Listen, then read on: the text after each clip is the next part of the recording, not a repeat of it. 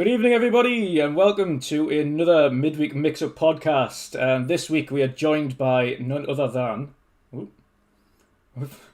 What is going on? I've just lost everybody. I think the internet connections went down a bit. Tremendous. What a time.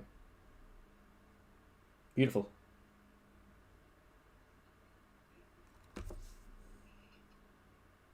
Amazing. Amazing. We're starting to get everybody back. What a bloody start to the show. What a start for the show. Brill. Amazing.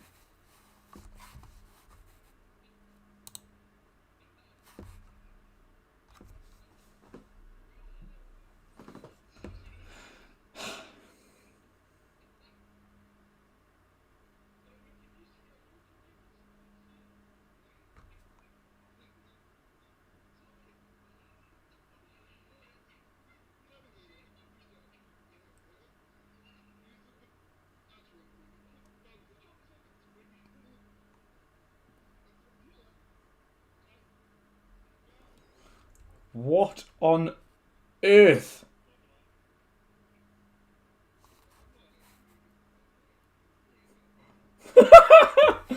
Yeah, we'll get there eventually. What is absolutely going on? Like, this is just nuts.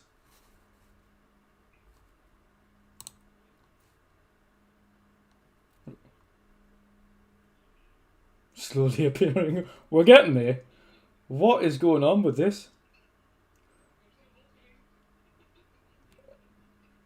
This is just... I mean, have we got audio lag as well here? Or is this just like going absolutely to tits?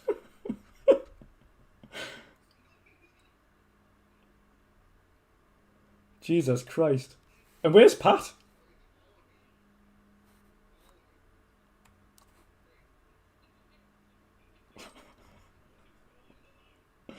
All of the lag for everything. Jesus Christ. I'm just going to close every tab known to man.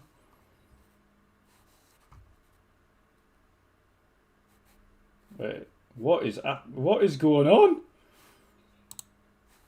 Right, I'm going to jump out and jump back in. Jesus.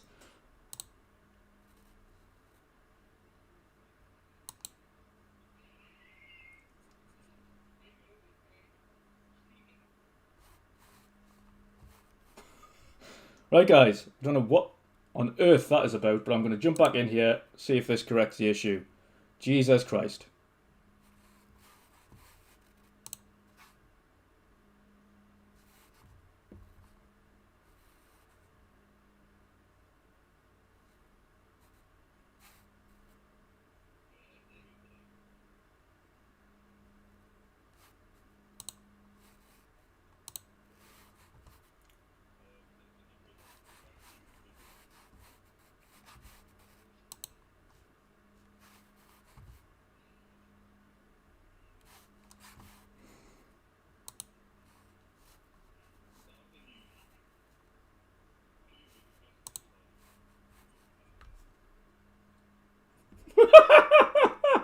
Oh, for fuck's sake.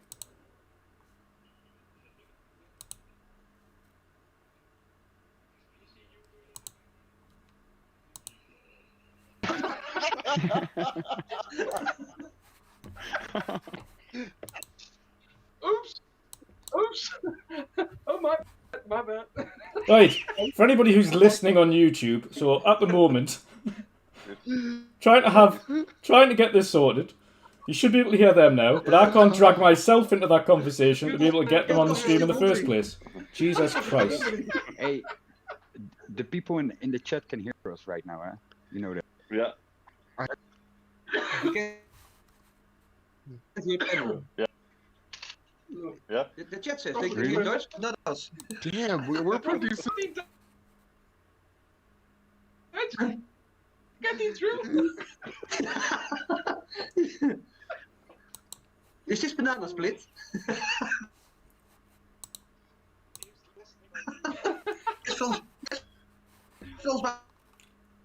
Right, we're going to go to a very short interlude to get this fixed and come back. That So they can who's story of YouTube? Be I can right hear back. Erwin laugh and stuff. So. Oh, Yeah. I think maybe his beard is in the way.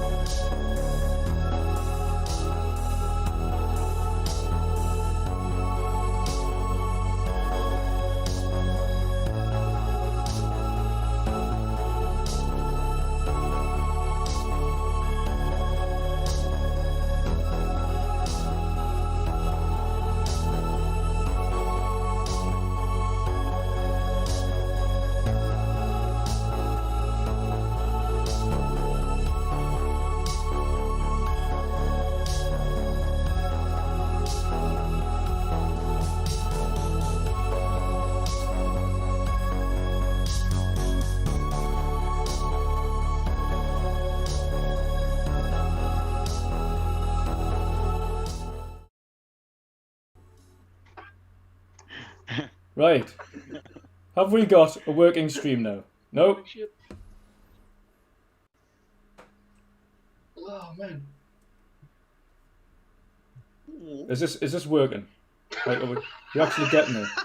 He's gone. Like I start it and then it just kills it off again. Like what is going on tonight?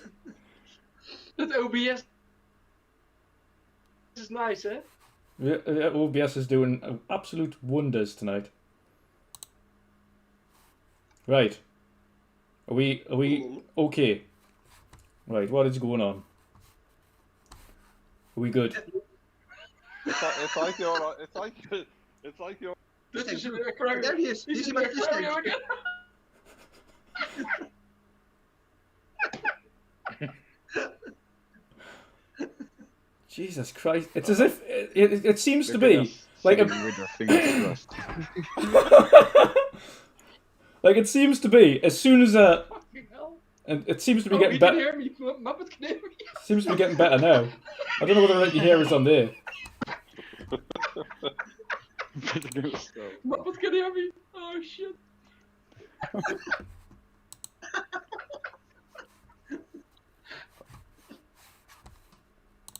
Godverdamme.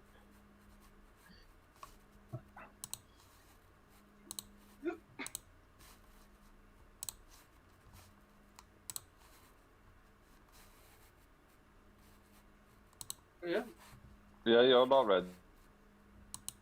And we can no longer Drew. Me?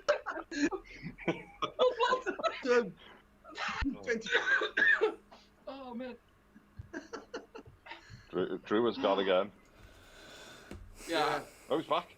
Oh, there he is. Drew, do it yourself. We're just gonna laugh, man. No problem. Just keep talking. Right. I don't know. Can you actually hear us on this or not? Like this is. Wow. You know what? I could maybe try turning off the Xbox behind you. Maybe that's Yeah. siphoning. Anything to siphon off some internet, you know? Did you pay your bills, Drew? It's just nuts. 2 seconds. Twice. Okay. He's turning off Pornhub instead. You part was buffering. It's I don't know. Is that better? Like that must be a lot better now, surely. Keep your hands down. Yeah. Jesus Drew, Christ! Right, Drew, have there's you? something in your beard. Are we? I can hear you, you little shit. I think it's good now. Right, we all good. We all good, everybody. Everybody I think here. it's good now. Everybody, great. Right, all I have. Right, for some reason, when I was doing the bloody green screen overlay, that was causing some major lag issues. Only this week. It was fine last week. So I've got no idea. Anyway, guys, welcome to the show. 95th time lucky. Jesus Christ. Ah, well, what an eventful start to this week, eh? What an eventful start. Jesus. Right. Anyway, we'll get straight into the intros. And he's gone. It's gone again. Oh no. What?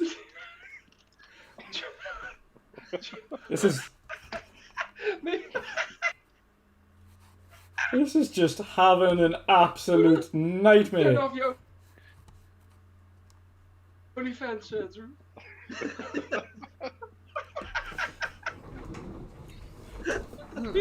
You bloody. Oh, there comes the fun. Oh, Best show yet. Best show yet.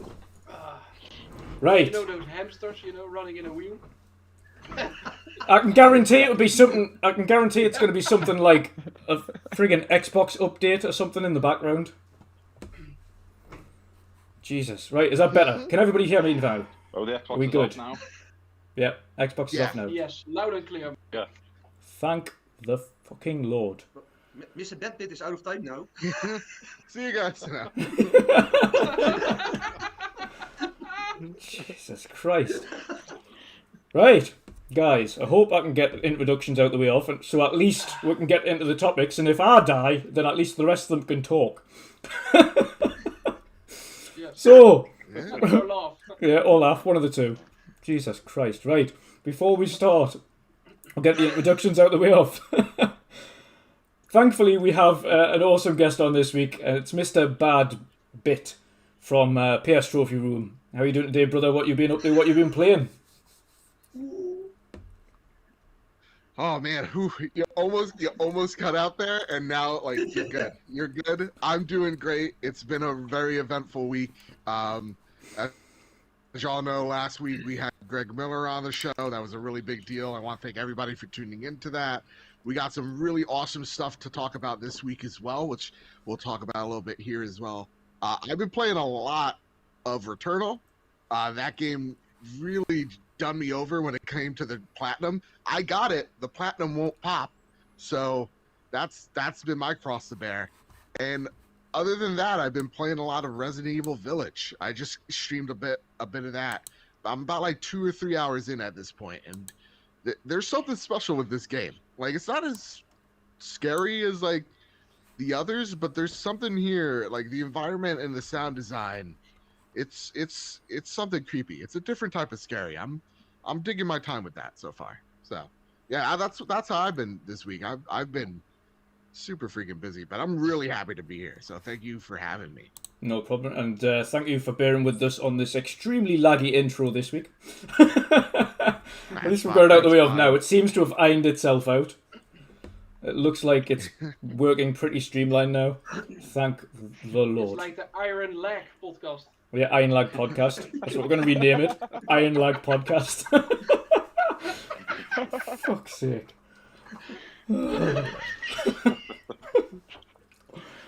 But anywho, we can now introduce our panel and our official intro for Chris Grinnell, who is now one of us. He's now joining us permanently. Woo! As one of our guests. Nice. Is now one of our panel members. So, how are you doing, Chris? What you been up to? What you been playing? Yeah, very well, thank you. And absolute pleasure to join you guys on this panel and show. So yeah, really looking forward to being a part of it. Just work this week, obviously been doing a bit of kind of achievement hunting, and then as we said, Drew, Xbox will come out and convert achievement points into reward points after I'd already earned about 6,300 or something. So just like missed a chunk of that. Well, we both just decided to go on this achievement battle before this friggin' thing came out. So we need to jump back into that. Started playing Village, but yeah, unlike MrBadBit, I shit my pants every time I play it. So I'm scared. Oh, same here, dude. I'm a fucking coward. Like, I have to. For some reason, I have to stream this game, just knowing that there'll probably be maybe 1 or 2 people just watching with me, giving me goddamn strength, because I can't do it with scary games. But It's so good. You're right. It's like really good, and it's I want to play it, and then I kind of like live on my own, so I'm kind of like waiting for it to be daylight or not play it. Or Yes. I'm about an hour. I'm about an hour and 10, hour and 20 in, so I don't even think it's like got crazy given some of the things people are saying on social media. But yeah, what a game, and obviously yeah, just keeping busy with work and stuff. So looking forward to the show. Yeah. Yeah, that's a thing. I'm back to work again myself as well, so I'm glad. I'm glad because it's as much as everybody loves a bit of time off. 6 months is a bit too much. I could never do that again. That's just it's horrible, horrible. Yeah. Did you started working again since when, Drew? About 4 weeks now. Okay. So Awesome. thank God. It's obviously being on furlough over here. It's obviously even though you still get a bit of money, it's not so much the money that drives you up the wall. It's the fact that you've got to try and keep yourself occupied in a routine for months on end. Try to keep yourself on a routine when there is nothing to go to or do other than in the house or work on stuff for your channel. And it's only so much stuff you can work on for the channel or streaming. Porno. Or OnlyFans like Vin.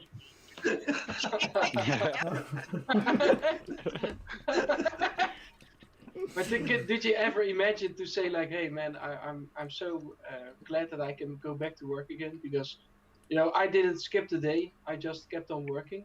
And when I finally had holiday the other week, I was like, oh man, this is nice. Just chill and relax. But for you, your situation that you're so many months at home doing, you know, you cannot do so much. Oh Yeah. man, it's terrible. No, that's the thing, and there was nothing to go to, and things are only starting to open up again properly next week. I think next week is the Yeah. official opening time for the rest of the UK, so that's when we'll start to see what happens, whether or not we're going into yet another lockdown. Fingers crossed God, fingers crossed we're away from that. But Dude, I feel you there because over here in the States, especially where I am, especially what I do, yeah, like COVID has hit us especially hard. So like I'm on month 12 of you know, getting out there and looking for stuff, and it's so 12 boring. months. 12 months, man. It's been it's been crazy. It's been crazy. Yeah, like one of the which part? biggest. I'm sorry, what's that? Oh, I'm in the tri-state. wait. I'm in like New York, New Jersey. So Okay. yeah, like PR over here. That's the field I'm in. In November, they like one of the largest firms laid off like a third of its workforce. So it's just like it was not. Wow. Yeah, so things have now just started to ramp back up, and so now I'm like, okay, it's time to start really looking again. So I feel you there, Dutch, because I've been going goddamn stir crazy. So I'm glad you got something that's giving me hope. yeah, no, it's a thing. But over in the UK, this is the difference between the UK and the US. Is in the UK, the government put together something called a furlough scheme, where essentially they pay 80% of staff's wages until they can go back to work. So businesses can retain staff, which means you're not out of a job. You just have to be on lockdown until the government says otherwise. So that when you come back to your job, then you get your 100% of your wage again, and that's it. But Wow, that's how a semi-functional government works. That sounds nuts. That's crazy. it's not like here's $1,200 to last you a long time. Maybe's not. I don't know. Mm-hmm.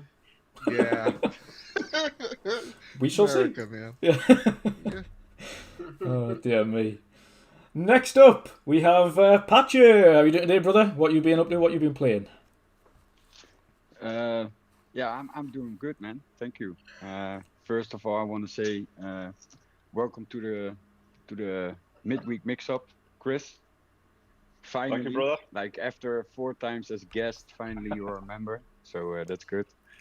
And yeah, I've been busy with work lately. We're heading into very busy weeks for the upcoming Mother's Day and that kind of stuff. So yeah, Monday I had a pretty long day, pretty hard day as well. So feeling pretty tired. Luckily tomorrow we are free, so I have a day off. So that's a good thing. and I guess Erwin and Vincent also, or Nope. Vincent not. I don't know. No. Okay. I am 300%. 300%. I have to go. Oh, It's nice. Yeah, Ascension, Ascension Day, is it? It's a national bank holiday in the Netherlands. I think it's called Ascension Day, right? Ascension. No, I don't know. Ascension Day. It's something that, or something. It's from a religion's point of view. It's that Jesus Yeah, went it's- to the heaven. Ascension, it's called, right? Guys, don't know. from the UK? No idea. Don't know. No. No idea.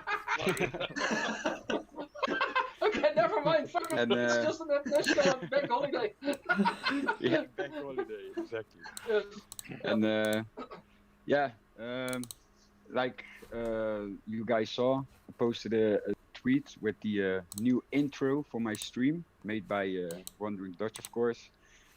And I was pretty concerned earlier this day because I thought it didn't work, but finally, after some struggle, it worked. And yeah, man, I'm super happy with it. So thank you, Dutch, also for making it. No problem, brother. It's pretty nice intro that you made there. So yeah. No problem. No problem. Now, Like, now to get the partnership. yes. Oh, yeah. Not Also, long now. yeah, like 2 days ago, I applied for the PUBG partnership. So Nice. let's see what they're gonna say. So fingers crossed, guys. And Hey, Pat, and I also saw that you give some big compliments for the pajama update on PUBG. yeah, but you know, we'll get back on that later in the Okay. show. So Okay.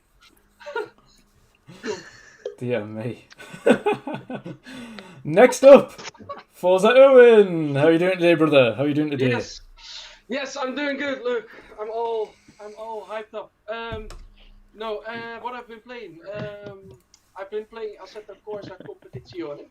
I got some updates on my wheel. I also got a new quick release for my McLaren GT3 wheel, so that's really nice. I got a brake mod update for my load cell, which is really nice. I have more brake pedal feeling now, which is really good. So played Assetto, also played Forza Motorsport 7, installed it back again.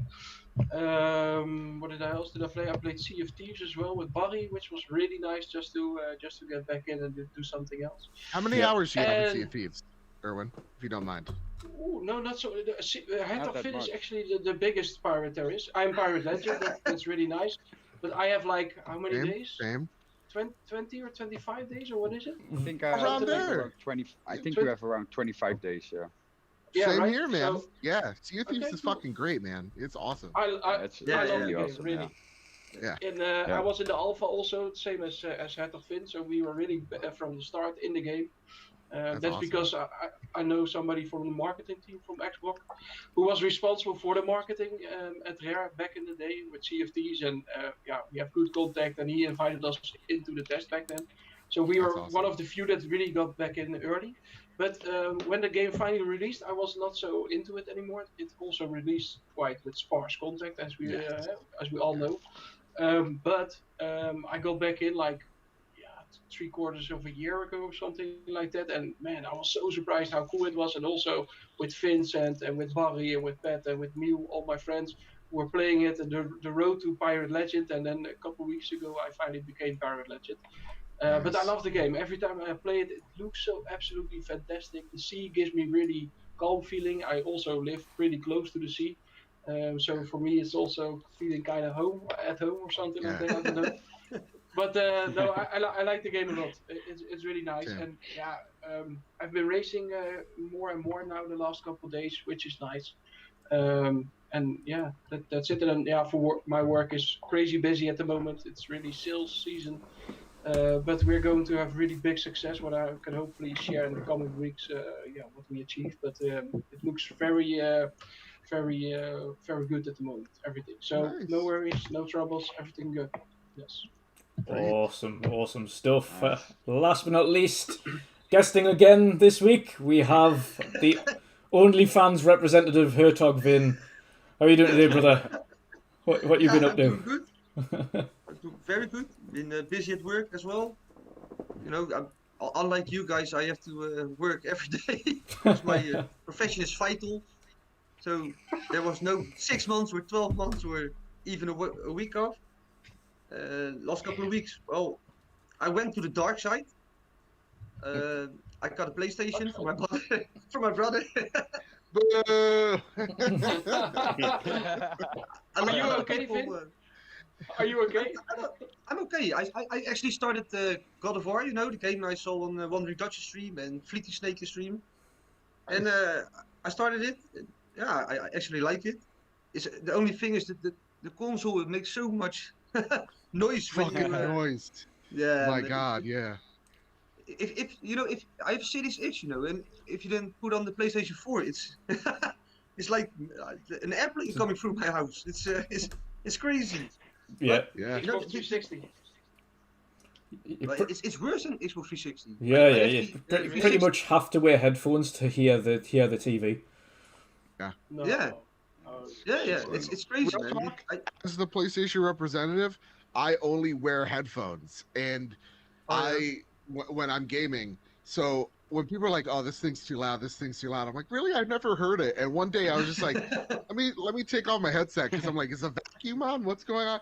And I'm like, "Oh shit, that's my PlayStation." I Yeah, but get it it's- now. It's too loud. you get it at certain points, right? Because when you start the game, it's pretty loud, but not like annoying. And then when you get to certain parts, you know, when WandrinDutch enters the game, you have this fight with him.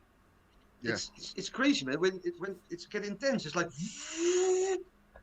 it's like 60 degrees Celsius up here in my house. It's crazy, but Yeah. it's a good game. It's a good game. And I Awesome. can't wait to start Uncharted, but I didn't have much time to game in a couple of weeks.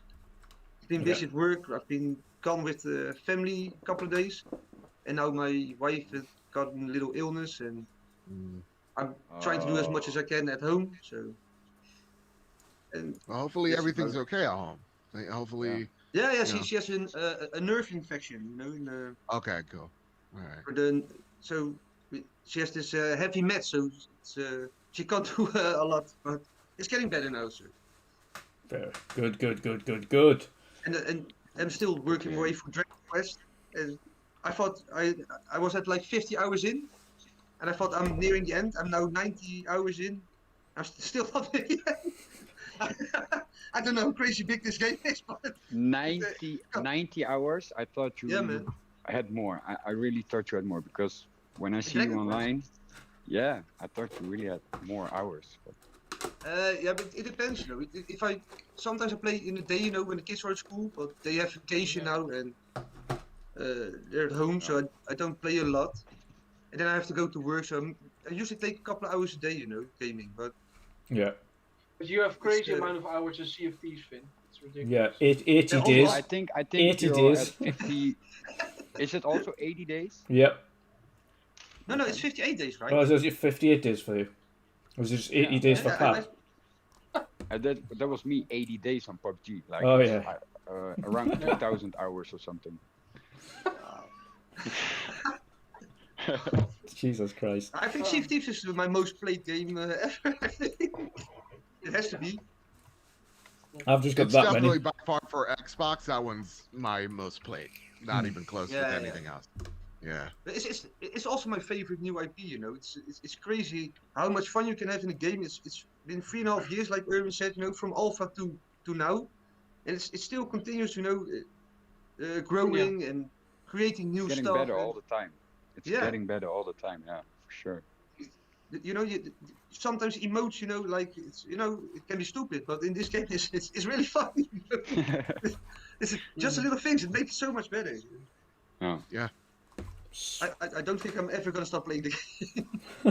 Well, it helps that they've got a continuous plan of like upgrades and new things to do and new missions and expansions on the game for free. Like none of it costs either. Like it's all just completely free and continuously added to.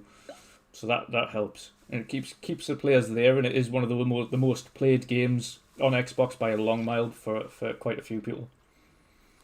Yeah, that's 30 million players, right? About 2 weeks ago. Yep. Something like that, 30 yeah. million. Yeah. which is Awesome. insane. Which is considering it was bare bones at launch, and that's why a lot of us stopped playing it for a bit after it launched, because we'd done everything we could do, and it was just like, right, okay, let's just step onto something else for a bit, and then they just came back with like, right, okay, here's seasons, here's the new Pirate Legends, here's the stories and everything like that goes with it, and all the different adventures you can go on and different quests and. Well, you still have Also- one also, point like- in front of us, because you know the three guys here at the bottom. We still don't have Shrouded Ghost, and you do. Yeah. Oh man, I'm so jealous. We still haven't found it. Yep. That's Oh, the dude, we Shrouded still Ghost. every time we get like we hit a meg, Yeah. we're like, is, Yeah, is yeah. this it? Yeah, And if it's- I'm also if like it's- that. I'm Yeah, like, if that's it's like not, that, we just keep going, guys, because the megs are so goddamn glitchy in that game. They're so temperamental. It's so annoying. It's so like, yeah, we only stop if it's a Shrouded Ghost, but we have not seen one yet. I It's- seem to be the like only you one said. that's seen one. And killed Yeah. one. Like you said, fucking like the mechs are really glitchy, because last time I remember, I don't know if it was Erwin or Vincent that I was playing with, but the mech got stuck in the side of our boat, and he didn't do Oh, yeah, anything, yeah. so he didn't damage the boat, so we couldn't. We're just shooting at it and we killed it, so it was pretty easy. But it was so glitchy. It was like stuck. His mouth was open, and yeah, it's Free some funny treasure. shit. Free Free treasure. treasure, yeah. I like it helped us also sometimes with the skelly ships, you know. It helped kill the skelly ship for us, which was really nice, and then we shoot the hell out of it. Of course. But every time I see a megalodon, you know, and I'm always like over exaggerating a little bit, so I'm every time like, it's the Shrouded Ghost. Every time I see a megalodon, No, it's not. but No, it's not. Oh, hi. The first of many topics today, in fact there's two, they're in tandem now because there was a little bit of extra PlayStation news today. But the first is discussing the news that a potential, and again this isn't confirmed because obviously Sony haven't come out and said anything about it, but a potential redesign for the PlayStation 5 coming out next year, or at least going into production next year. First, I'm gonna throw this to the two PlayStation, well, at least the initial PlayStation guy, and then the PlayStation fan for this podcast. So I'll start off with Chris. Chris, what do you think about this news that the PlayStation 5 is already, not even 6 months into its life cycle, planning a redesign that could go into production next year? Yeah, I think I said I can't remember what podcast it was on, but I think kind of early this year or last year, I said I could probably see a redesign coming. I can probably see a Pro coming at some point as well, but I don't think people need to get kind of like overly concerned. Anyone who's bought a console, obviously this is kind of like a money saving exercise, and also Sony trying to kind of fix supply issues. So I think it was a TCSM or TSCM, whichever way around it was. So there was kind of a leaked document about Sony discussing reducing down to like 6 nanometer chipsets. So I think obviously they just want to try and get as much as they can off the wafer boards. I think obviously a few people had panicked initially and thinking this meant kind of like a Pro or new features and stuff. I like some RDNA3? others. Sorry? Did you thought it was RDNA 3? Don't go there. Don't go there. No, so I think you know, a few people probably saw it as being like a Pro or something like that. It's not going to be that at this stage. I think it's like cost saving supply. You know, trying to sort supply issues. I think obviously they'll do. I don't think they'll change the look of the console or anything like that. I don't think we're going to see like a slim or anything. But it's obviously going to help with cooling. They can use this kind of redesign as a little bit of a process to kind of rechannel or try and sort some of the kind of the noise or cooling issues that we were discussing earlier. So I think it's a positive. Obviously, if it allows more people to get hold of the console, it's good. I think I've seen I've seen some like crazy nonsense where you know, a certain kind of tech publication has tried to say this is the first stage of them going to like 5 nanometer. They're gonna do like, you know, 2 GPUs, and they were running with this kind of SLI stuff that people were talking about a while ago. And I think that's just all. I think that's like a, you know, a tech publication talking nonsense or wishful thinking or something at this stage. No, I think it's a positive. I think obviously a few people are feeling a bit, you know, a bit aggrieved because they think there's going to be like a shiny new SKU or version of the console. But I genuinely think we're not going to see any kind of difference to the machine. It's going to be internal, and they've done it before, haven't they? They kind of done it. You know, they did it previously when they started to kind of, you know, just enhance the tech, or, you know, reduce some of the tech, reduce some of the costs. Yeah. So I think it's welcomed if it puts more consoles in people's hands, really, and I think that's what we're all struggling with, aren't we? Getting hold of, you know, graphics cards, getting over consoles, getting over, you know, hold of all of these things. So I think it's just a natural progression, and I think it's a positive, really. What do you think, Joe? BadBit? Well, you're right on the money, and I think for like the history of PlayStation and just like, you know, electronics in general, we see, whether it's with our naked eye or something internally, that these companies are oftentimes trying to reduce the cost of manufacturing. Like you saw with the PS2, of how many revisions that went with the little PS2 Slim. There's like God knows how many revisions of the PSP, changing things around, shrinking some things here or there.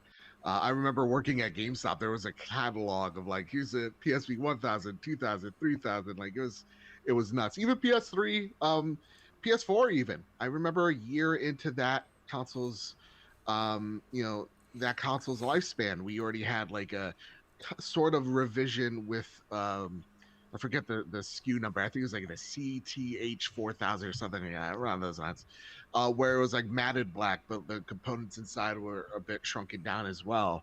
You know, you see with the Slim, in all that. So yeah, this is just normally what happens. This is par for the course, and this is, you know, just what you said. It's to fit more chips on a wafer. This is, you know, shrinking this chip down, making sure that, you know, we could produce more of these things on this metal plate so that we could make more consoles. So it really just goes to show, if it shows anything, not that, you know, the PlayStation 5 is going to be the most powerful console. It's not. Y'all got to get over it. You know, Series X is. Just say it out loud, and it's freeing. It's more speaking to how popular the PS5 is, and that how, and also the production of how hard it is to produce these things. And it also speaks to how far the technology's gone. I know a couple other companies, I think NVIDIA or Intel, I forget. I'm not big into the tech space, but they also started to shrink down their chip size or their chipsets in order to help with production. Because right now, that's the main issue. That's the thing that everybody's trying to tackle, with not just the global situation at hand, but also the production line being halted with like factory fires and whatnot. So them trying to get back into the rigmarole of things. This is just that necessary step. It ain't anything crazy or radical. Maybe they'll finally make it so that it's a matching black finish. But other than that, don't expect anything. So yeah, this is nothing too big, but it's a good sign that the console's doing well right now. Yeah, definitely. Do you think they'll take this time then, whilst doing this early redesign, then to sort out the SSD issue, the slot that is nefariously still unable to be used? God, I hope. It's like I get very passionate about this because I think both parties have done a poor job at giving us, the consumers, enough space for our games. I think one side has obviously done a better job with Xbox, at least giving you an option for expansion. Yeah. But to just say, hey, we ended this generation with like these consoles having like 2 or 3 or 4 terabytes in them, and now we're just gonna say, you know what? Less than a terabyte. You can do it. Files will be smaller, and it's not even by that much right now. Yep. And maybe that's just the tech is still new and they're still learning it, but like, yeah, it's the file sizes are oftentimes just 10 or so gigs smaller. It's Yeah. it's not a it sucks. It really does. And Sony needs to sooner than later figure that out. They said give us till the summer, but I don't know. I don't trust corporations to begin with. So I'm hoping that's the case. And maybe CJ, you can provide me more light since you've been behind, behind Yeah, the I think, scenes. yeah, I mean, obviously, Sony are great at kind of PR, and I guess we'll touch upon the other the other good PR that came out today for with what Herman was talking about, titles in production and development and so on and so forth. But I think that they're a little too secretive, and I think there's an element of kind of mystery, and it's quite nice, certain things being under wraps. But I think we've now moved into a generation and a time in our lives where people consume information, and I think people are intelligent enough to consume information in a sensible way. I think years and years and years ago, not everyone was kind of as switched on. We didn't have kind of social media and things like that. So people like to consume information, and I think the SSD, the PS5 launch, and I'm not turning this into like a Sony bash or a PS5 bash, but from a consumer standpoint, that isn't good enough, to launch a console and go, as you've just said, we're going to take space away, and great, they've given us kind of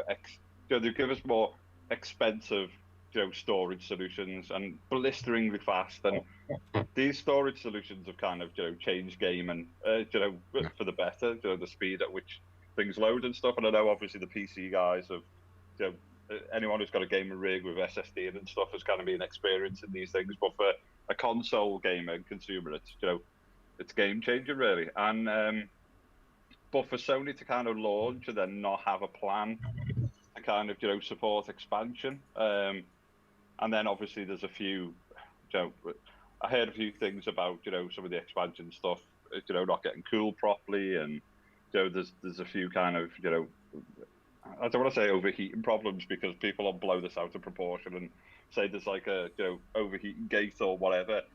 It's nothing like that, but they're not cooling that console as efficiently as they would have liked, and there's a reason why they turned up the fan speed, and there's a reason why the noise has increased from launch day to now, because they're trying to kind of ramp it up slightly. They're trying to cool that console, and I just think from a consumer perspective, they should either explain what's going on, or people who have spent the hard-earned cash, need to kind of have some options, or at least be given some kind of information about what the problem is. I think people are sensible enough to kind of understand if they were to turn around and say, look, we're having some problems getting drives fast enough or cheap enough, or if they turn around and the pro-consumer in terms of the saying, look, we've got drives working, but there's no way in this world we're going to turn around and say you need to buy like a $400 SSD or something because its specs are so kind of high,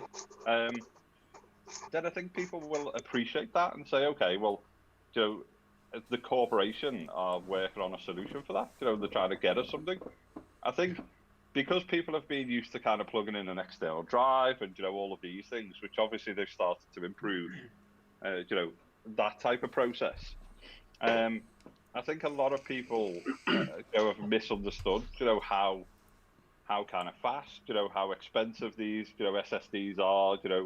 There's a reason that they put SSDs in, so you're not going to run games, next gen games off like mechanical external drives and things like that for a reason. It's going to break that kind of experience to what the developers are trying to do technically. So I just think I think it's Sony being Sony. They'll talk when they want to talk. They sometimes feel that it's better not to say anything than actually trust your fan base and give them a bit of info. And I hope so too. I hope by the summer, we've got a solution that's working. But there's the VRR stuff missing, there's the SSD Yes. stuff missing. There's a few things that this isn't like a new company coming into like the console space. This is the masters. This is the guys who invented 3D gaming in the home and stuff with with the original PlayStation. And it's I don't know whether it's like unprepared or the OS or some of the software is not working correctly, or they've just underestimated how good their refresh rates are and things like that, and the amount of people that will have actually gone out and spent the hard-earned cash targeting some of these TVs with VRR and stuff. So I think Herman's the right guy to kind of guide the conversation back to gaming.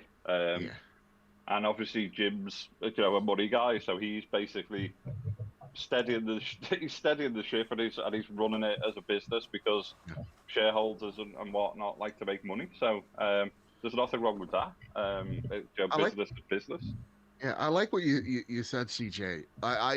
I know I speak for some fans that would like Sony to just tell us what's up. Like, just be a little transparent here and just tell us if you're having issues, right? When it comes to like getting the storage on. I think Sony, they are too secretive, and they only talk to us when they absolutely have to. It makes me think about the iPhone 4S. Nope, it was the iPhone 4, where Apple came out and it was the antenna gate where you hold your phone a certain way and you lose signal, right? I remember, and I think it speaks to a lot of companies where they don't want to admit that there may be something wrong with something unless it gets so loud in the room that they have to address it. And so I think where the PS5 is right now, and even the Xbox Series to an extent, both of these consoles should not have launched last year. They really should have had some more time in the oven, more so PS5 in terms of systems. But like when I take a look at, where the PlayStation 5 is in terms of like its OS, it's still not great. There's still a lot of issues with that OS that I'm finding. Like even just adding friends is confusing and just it shouldn't be. And famously, it's how to turn the console off. Like it's so more like it's like 8 options or something now compared to like what it was before. It was hold down that console off. Bam. So like I feel like the OS is in beta as well. Like there's some great ideas there, but like even the OS itself, I feel like again, the global situation has really, and I say that because YouTube will flag a goddamn video for anything, but it is I think one of the big factors of them. I think CJ, what you said is right. Like they didn't anticipate certain things being a more of a challenge than others, while at the same time trying to adapt to a global panorama. And that's what I really think it is at the end of the day. And it sucks, but there's all types of sirens going off, but that's what I kind of think it is at the end of the day. I'm gonna mute my mic for a second. What the hell's going on? I think you were right. I think just to chip in and kind of say the final bit from me, obviously. Obviously anyone else chip in, but I think you're right. I think there's an element of this what happened with kind of iPhones and the antenna, and then there was a bit of like, I think they've got to be quite cautious as a corporation not to induce a bit of panic, and then people start to kind of want to return the consoles, and then it's kind of like, well, what do we do? If we're still on our kind of roadmap of like fixing the OS and fixing some of these kind of hardware issues, and not hardware issues, but make external SSDs kind of work and so on and so forth. I think there's a bit of self-preservation where you don't want suddenly a load of gamers to think that the console is kind of damaged or balked in some way. They're kind of like, well, replace it with something else. The problem PlayStation have specifically is that they're victims of their own ambition. they've launched a console with internal SSD specs that are very hard to match if the SSD itself, if you have a look at online at SSDs of similar size and similar speeds, they come with built-in cooling themselves.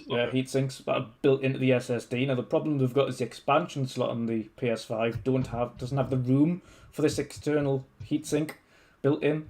Now it could be that a miniature, like a smaller redesign, allows them to then go, right, okay, we've opened it up to these SSDs that have these heat sinks in, which then solves the cooling problem.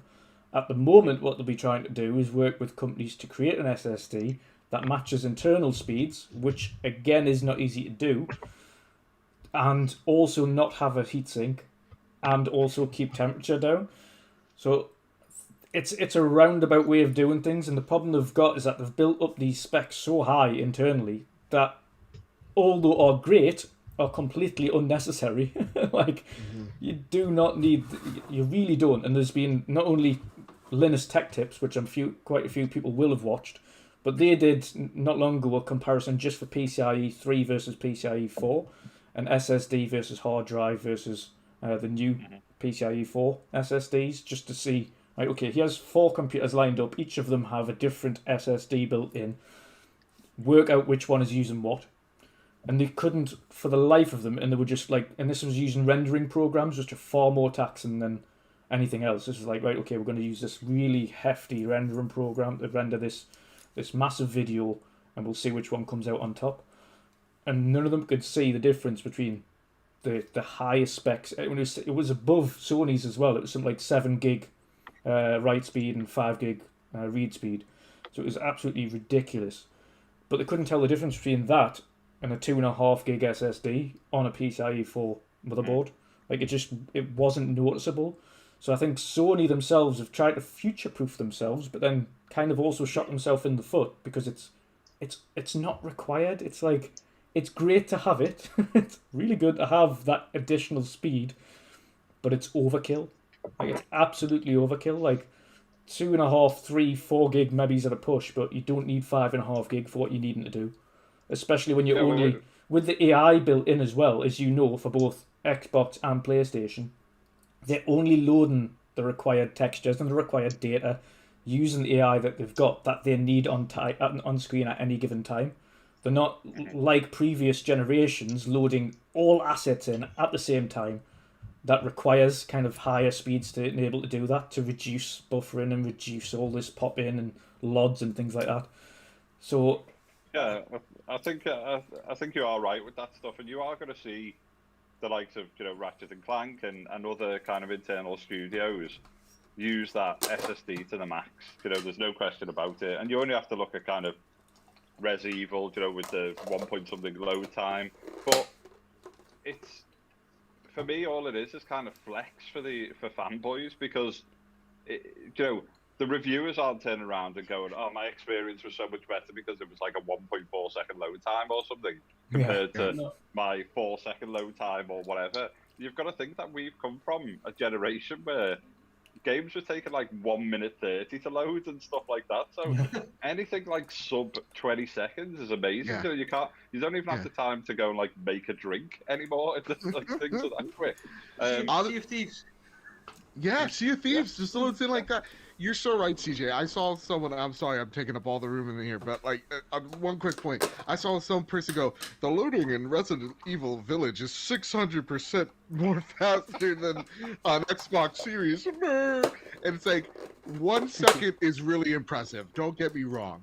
But like, the Xbox is only an 8-second load. It's like, oh my god, I saved 7 seconds from my miserable life. Congratulations, me. Like, I get it. But I get it. Isn't it also one of the first games where the difference is so big? I mean, all the rest of the games that come out, the difference weren't so big, maybe 2 seconds top. So this was the first one, and then again, you're 6 seconds quicker. So who gives a shit, right? But it's just fuel for fan wars. And the guy that you were talking about, I don't know if it's a crap gamer undercover or something like that. I don't know, but it's a weird little dude that is seeking for clout and attention. It's little dude. I don't know, man. I'm talking in generalities as well. Yeah. I'm talking Yeah. in generalities when I see, Yeah. because I'm very anti fanboy narrative. I just want to celebrate developers that are making Yeah. games. Yeah. So Yeah. that's very much me. But continue, Erwin. Sorry. But No. I'm finished. But I just wanted to say that I think the SSD in the Xbox will be fast enough anyway, and they didn't even optimize with the sampler feedback stuff and all that kind of things Yeah. going around. So that will probably improve as well. And then even if you still got 3 seconds of difference, if you then maybe got on one console a little bit better frame rate, I choose frame rates over faster loading every day of the week. So Absolutely. yeah, I let's mean, see. we've gone from slow mechanical drives, Yeah. and it wasn't even like we've gone from like 7,000 plus RPM like mechanical drives. They were like 5,400 ones. They were like really bog standard terrible mechanical drives, and we've got kind of you've got in-depth and advanced OSs and stuff like that. So we're never going to get back to the game, the time where you stick a physical cartridge in, turn it on, and you're straight in your kind of menu within like less than a second or whatnot. But there's tools on both sides. You've got quick resume. So if the kind of guys who are flexing about, well, it's 600% faster and stuff like that, and I totally get where you're coming from, BadBit, with these kind of like arguments. It's then, a real world example is kind of like, you play the game, you switch your console off, you go and make tea, or make sure the kids are fine or whatnot, and then you come back and I think you could then quick resume faster back into Resident Evil than you could like booting it back up on a PS5 and stuff. So all that, both machines are impressive. Both machines are far more technically advanced than we've been used to. But a lot of this stuff is just like flex for people who probably don't even play the games, to be honest, and they're just who really monitors like 700% and stuff like that increases and stuff. You basically get your drink, you sit down, you go, I'll switch it on, I'll pick up my phone, oh, the game's on. That's where we're up to now.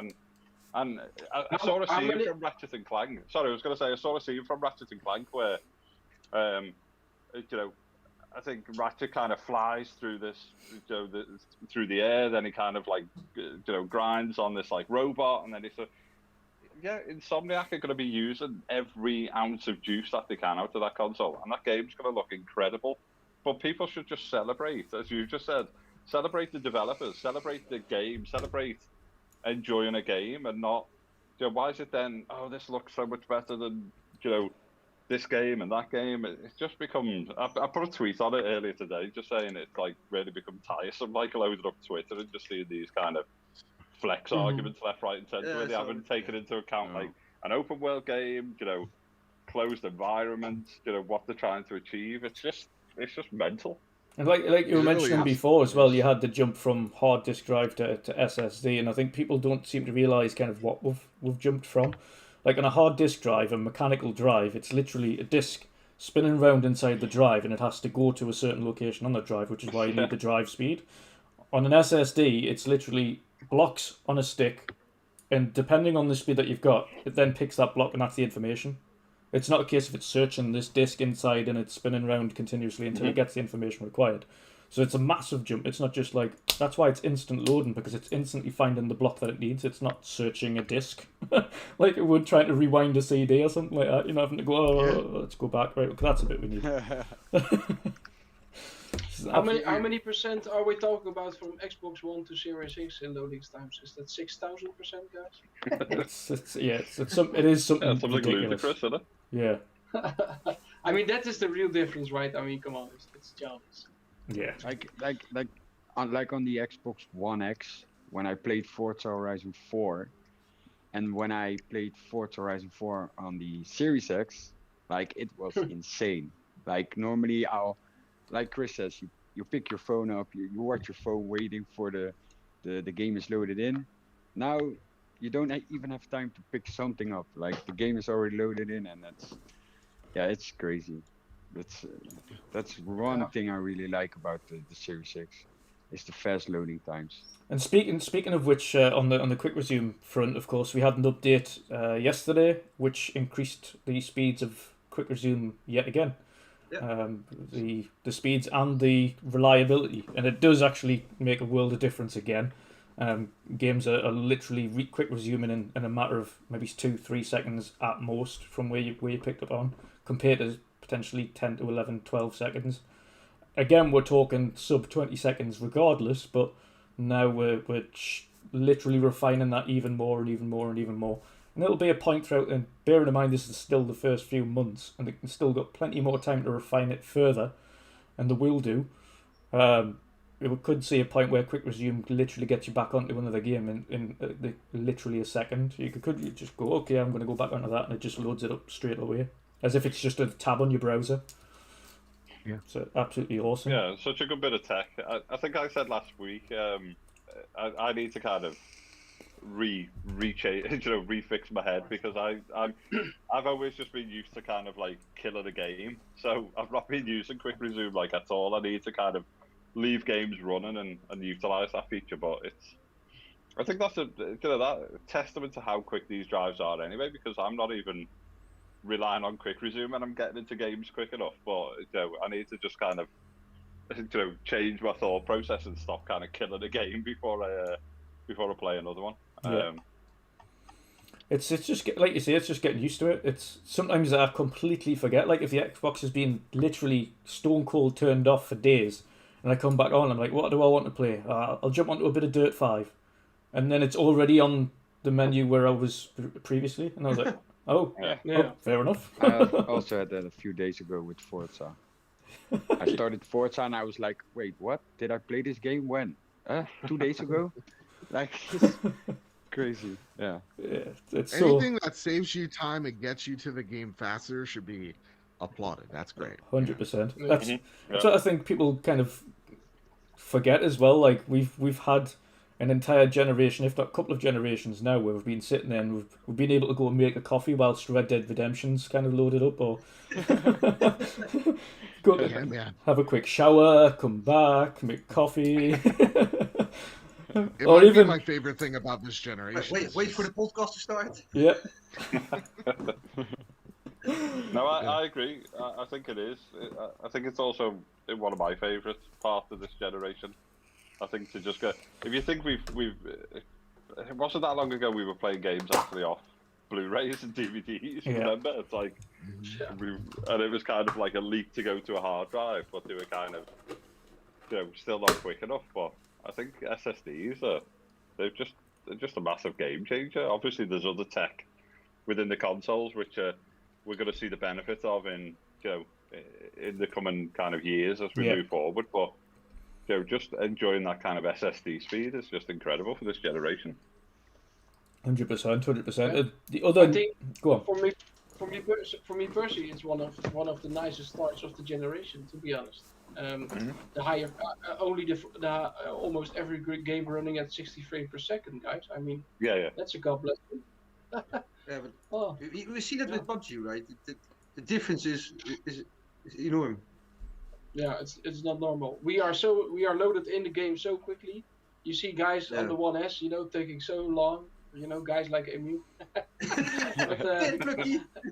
he's our buddy, so we like to tease him. But no, you see the guys who has the Series S or Series X. Those been loaded in the lobby already. You're waiting more than a minute for other people to arrive. Yeah. A minute. I timed it multiple times. It's around a minute. And it takes longer for those guys. So it's just so quick. The faster frames per second. It's a relief. It's for me personally, one of the best starts of a new generation. And auto HDR. Yeah, auto HDR. Auto HDR is FPS boost. amazing as well. Everything. Yeah. Yeah. Just awesome bit of kit. The second part of the PlayStation news, of course, is the Herman Hulst kind of comments from today in his little briefing, which was to say that they have, I think it's 25 IPs in development currently, and at least half, if not more than half of those are new IPs, ranging in size. And this is one thing just before the show I spoke to Joe about.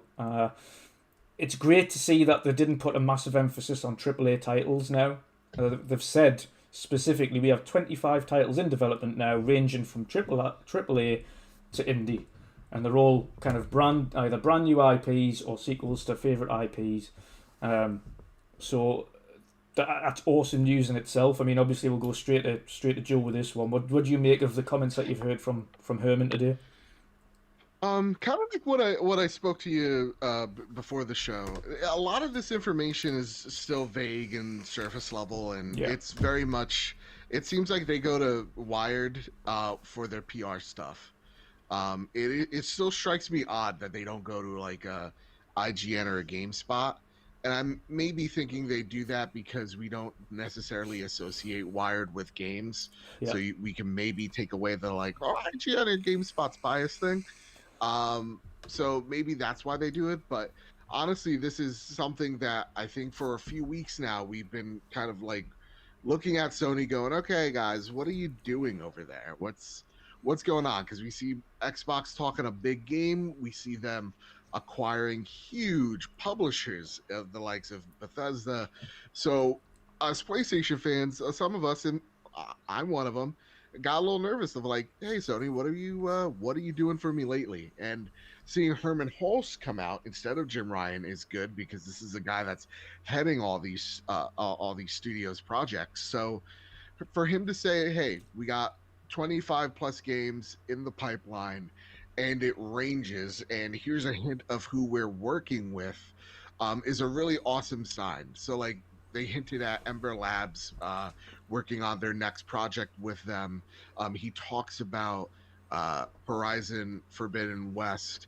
So he, at the same time reassuring people that Forbidden West is still slated for this year, and then reassuring folks that these 25 games are not just new games that are or existing games, but they're new games that are coming out.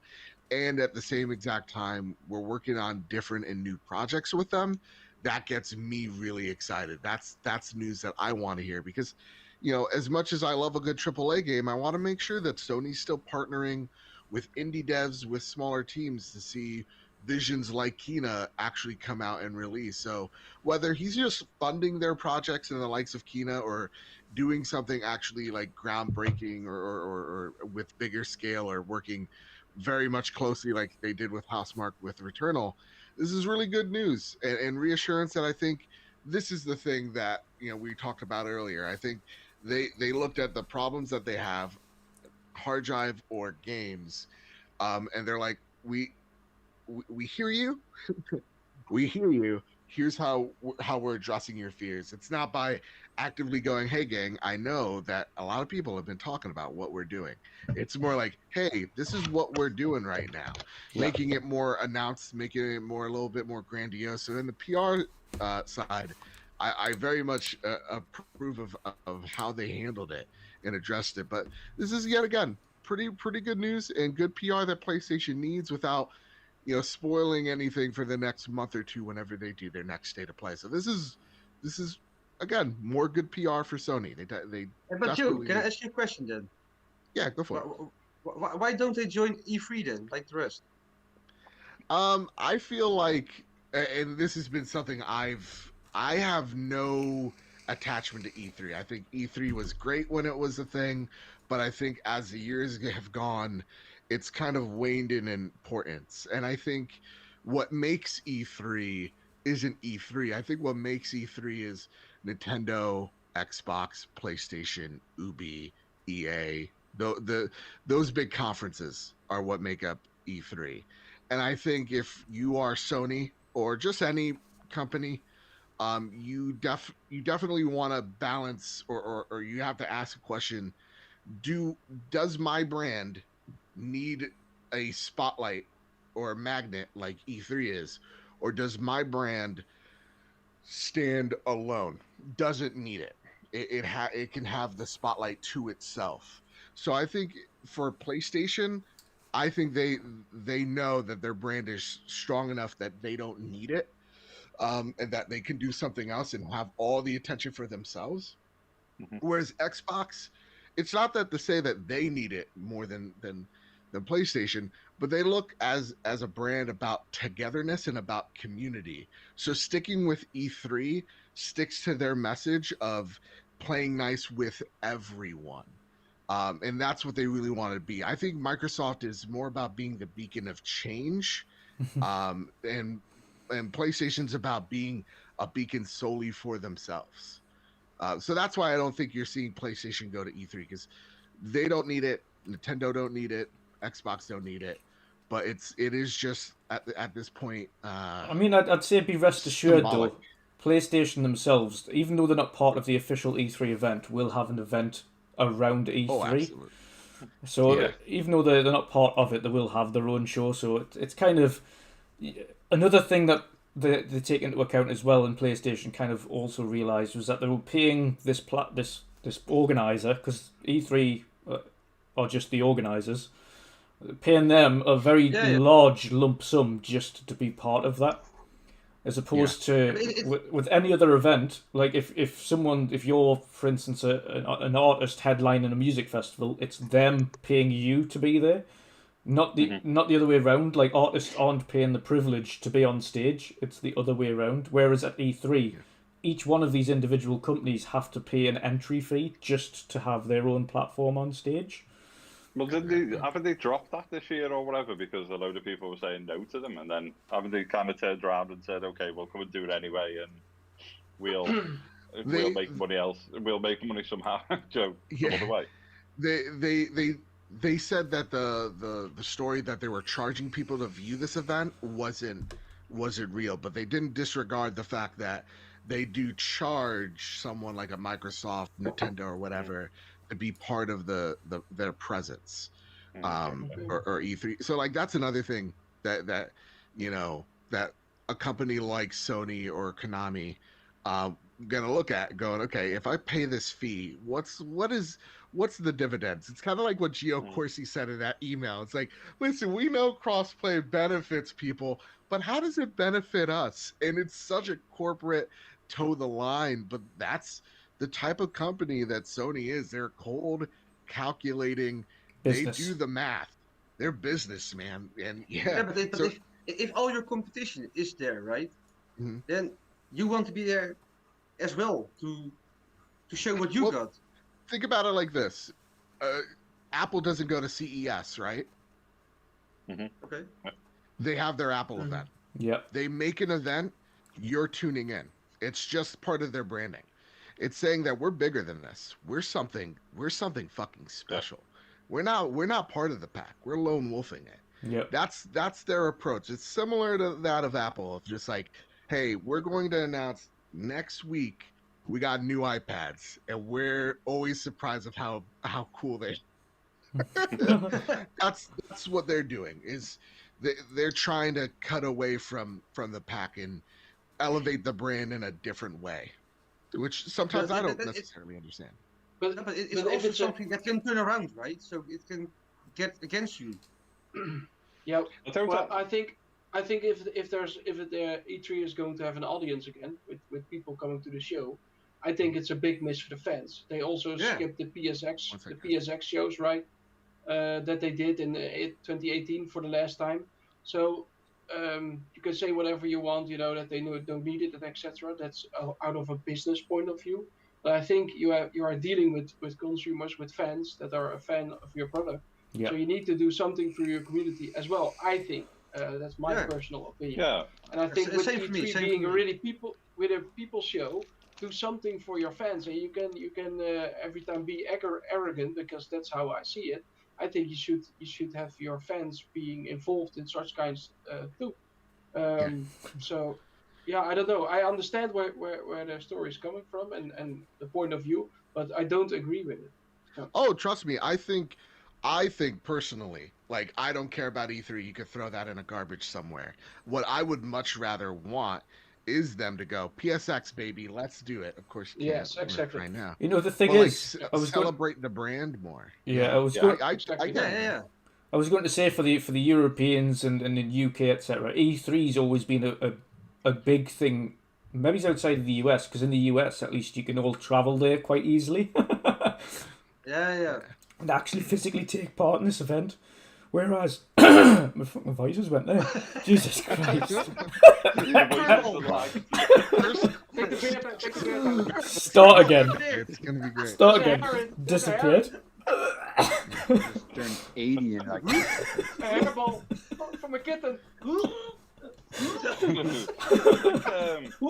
Puss in Boots. But yeah, in Europe, the reason it was so good is because it was a condensed environment where all shows came into one area in a set amount of time. Like in Europe, of course, when Jeff Keighley did the Summer Games Fest, like we discussed last week, it was just an absolute mess.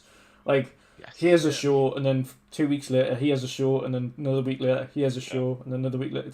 Instead of that, we just want all of the news in one place, condensed into a nice little package. Trust me, I'm there with you. I don't necessarily, again, E3 relic, but I would like them to say, hey, here's a month of stuff, coordinate together, because you will get that fatigue of like, dude, Ubisoft, come on. We don't care about Riders Republic. Let's show me something here of substance. And I'm with you there. You want Just Dance, don't you? You just want that Just Dance musical number at the beginning. Just give me Just Dance. Get me dancing to Sia songs. Just picture that. I need Kinect. We need a new Kinect for that. Exactly. Give me Kinect 3.0. But like, I definitely hear you. I don't think it's. I definitely think we're going to get a PlayStation answer to whatever Microsoft has at E3. They're just not gonna. It's just gonna be a little disconnect. I'm hoping. That's what I'm thinking. No inside source here, but like, I'm with you. I want it more condensed. At the same time, this is a company that like don't give a shit about my feelings. They've done the numbers. They're like, it doesn't pay off for us. And like, how much does like an E3 victory actually mean? Like. We're gonna hype up a game like Recore, and then it's gonna be Recore when it comes out. No, but it's not about the victory. For me, it's not about the victory, right? It's like Dutch said, we live in Holland here, and for us, it was the event of the year in gaming, And then you had this like show you have Sega 1 hour, and then you've seen all the games on all the platforms. Then you have a PlayStation with the games, Xbox with the games, and then it was like, for me, it was like, okay, this is coming out, this is what I want. And I need those systems, right? It's such a weird thing because it's us. We'll go for it. Sorry, no, I've been talking. No, sorry, I was just going to say, is it not? It's not just. It's an example of the times, though, isn't it? So if you think about E3 and it's kind of, it was kind of a big, Glastonbury style, event, or gamers weren't consuming, trailers that much, and all of this stuff on social media and online. So you have to have a place where you could go and be like hands-on and so on and so forth. And I think as we move forward, and everything is consumed online, and you can consume it whenever you want, and you can have kind of like a state of play, this week, and you can have kind of like a Xbox Indie Showcase that week or something. I think the reliance on bringing everyone together, kind of diminishes. And I agree. I like the idea of like, fan fest, pre-pandemic. I'd love, PlayStation to do their thing to bring. I like the idea of bringing the community together. And obviously Bethesda were great at kind of bringing all of their fans in, and they would kind of announce stuff to those guys, because they knew they wouldn't kind of film it and leak it, and all this stuff, because they kind of treasured the brand and what they were doing. So I think those type of events are kind of needed, but we obviously can't do those at the minute with the pandemic. And I also think the way we've moved with the times, it is about kind of, Twitch streams, or, IGN doing a live, or, all of these other kind of services basically going, well, you can consume this online, so why would you buy a $700 ticket and fly to the States and stuff like that? I've personally never been to an E3, and I'd love to go and kind of experience and meet up with like a lot of friends I've got like in the States and across Europe and stuff if they went there. But that's not an E3 thing, that's like a community thing. That's kind of a reason for us to go there, and that's obviously what you guys are saying. But I think we've just moved into a time where everything is consumed, via the internet unless it's your internet, Dutch, and it doesn't work properly. Telegram of what's happened. E3 is good. I'll dig it. Well, I think that's. I think it's kind of that. I think it's a combination of like the pandemic, and it's a combination of like we just consume stuff like moment to moment, don't we? So, how many people are going to jump on a plane and go, "Oh, I'm going to go to E3 because it's E3"? I think it's more like community-based stuff. Sorry, Joe, I cut across you before.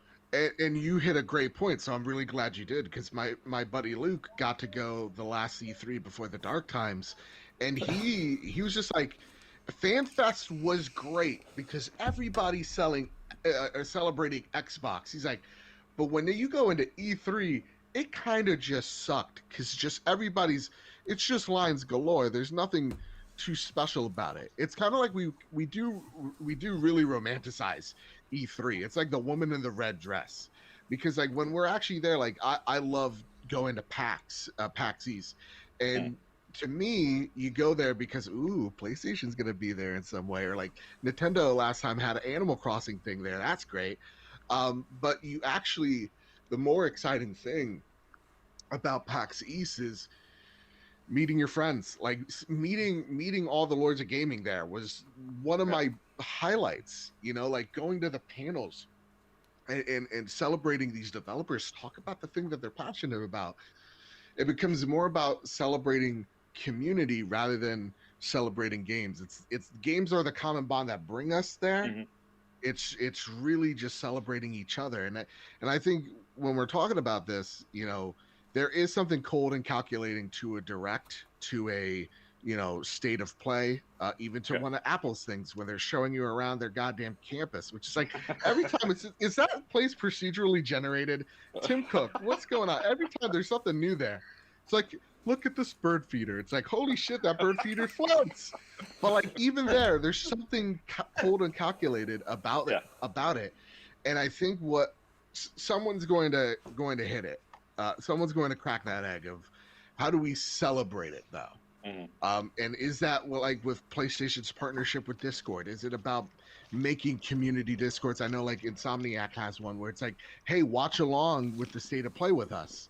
I think that's what social media teams are trying to get to right now. Yeah. So, yeah. Last time with Twitch it didn't work.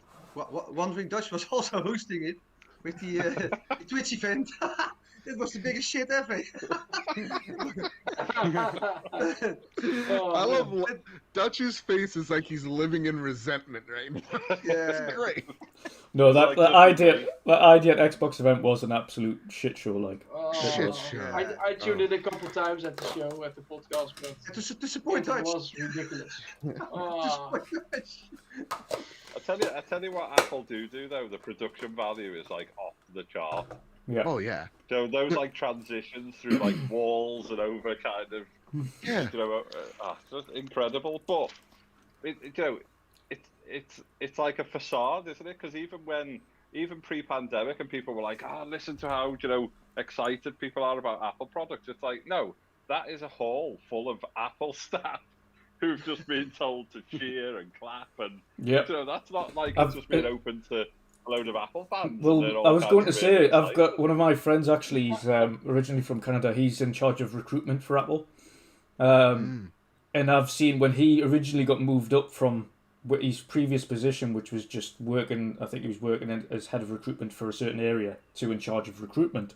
Like he put a video up on his LinkedIn, and they had all of the staff like literally clapping him down the stairs and stuff. As he was moving up into his next section. I was like, this is just insane. Like, imagine if you got like a promotion in work, and like as soon as you got that promotion, everybody in the office just stood there and clapped for you. Yeah.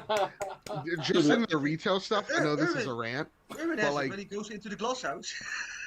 yeah, every time. People like, hey, I'm in. Woo!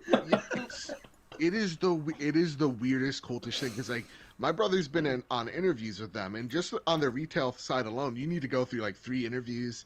You gotta like, the first one's like you're talking to people. You gotta, and there's like people watching you as you talk to like other people that are there and seeing if you're approachable or whatever. Like it is a straight up the closest thing to a cult you could get to. That said, though, Apple, if you're willing to hire me, I love a new phone every now and again. So I'm here. I drink the shit out of that Kool-Aid, okay? I don't care. I got my iPhone, I got my MacBook right there. Bring me on. Bring me on, Tim. I'll drink your blood. I'll do whatever you need me to do. There'll be a leaked email soon with Tim on his iPad going, who is this guy saying we're a cult? I mean, it's true, but don't tell everybody. He just sends a hooded figure to assassinate me. Yeah, like it's with an Apple logo on. It's a hood with an Apple logo on. The iHood. It's just find my iPhone. It's like, yeah. Oh my god, there's some more sirens. What's going on in Jersey? Is the whole state on fire? Let me mute my mic again. Nice. Anyway, we'll get into the next topic, which moves swiftly into Forza Horizon 5. Now, very strong rumours coming out that is going to be in Mexico. Of course, this is potentially, it's still rumoured, even though nothing's confirmed, to have Forza Horizon 5 still come out this year. Personally, I don't think it will happen. We've literally seen and heard nothing about the game itself. Didn't Jeff Grubb say it was? It is. Yeah. Yeah. I think Jeff Grubb was on Colt Eastwood's show on Monday, and I think he basically just came out and said, it is this year, and it is in Mexico. I'm sure, unless I dreamt it. Yeah, I don't think I dreamt it. I think he did. I mean, it's great. I do believe. I was going to say. Also confirmed. There's certain people that I do. Obviously, Jeff Grubb and Jez are two people that I find highly reliable in terms of their things, and they will always come out and say, right, I got something wrong if they get it wrong. But I still take everything, regardless of the source, with a grain of salt until confirmed directly by the source. But that's just me. However, again, we've got to think in COVID world. Yes, it could very well be there. If it is coming out this year, how much of a change is it going to have on the game? For me, if it's coming out so quick after launch, has it really taken advantage of anything to do with the new console to an extent that it's going to be massively noticeable? I think Forza Motorsport's probably doing the best bet at the moment because they're very much kind of closed doors, but they've got a panel of people that are able to actually preview the game and see it in progress. But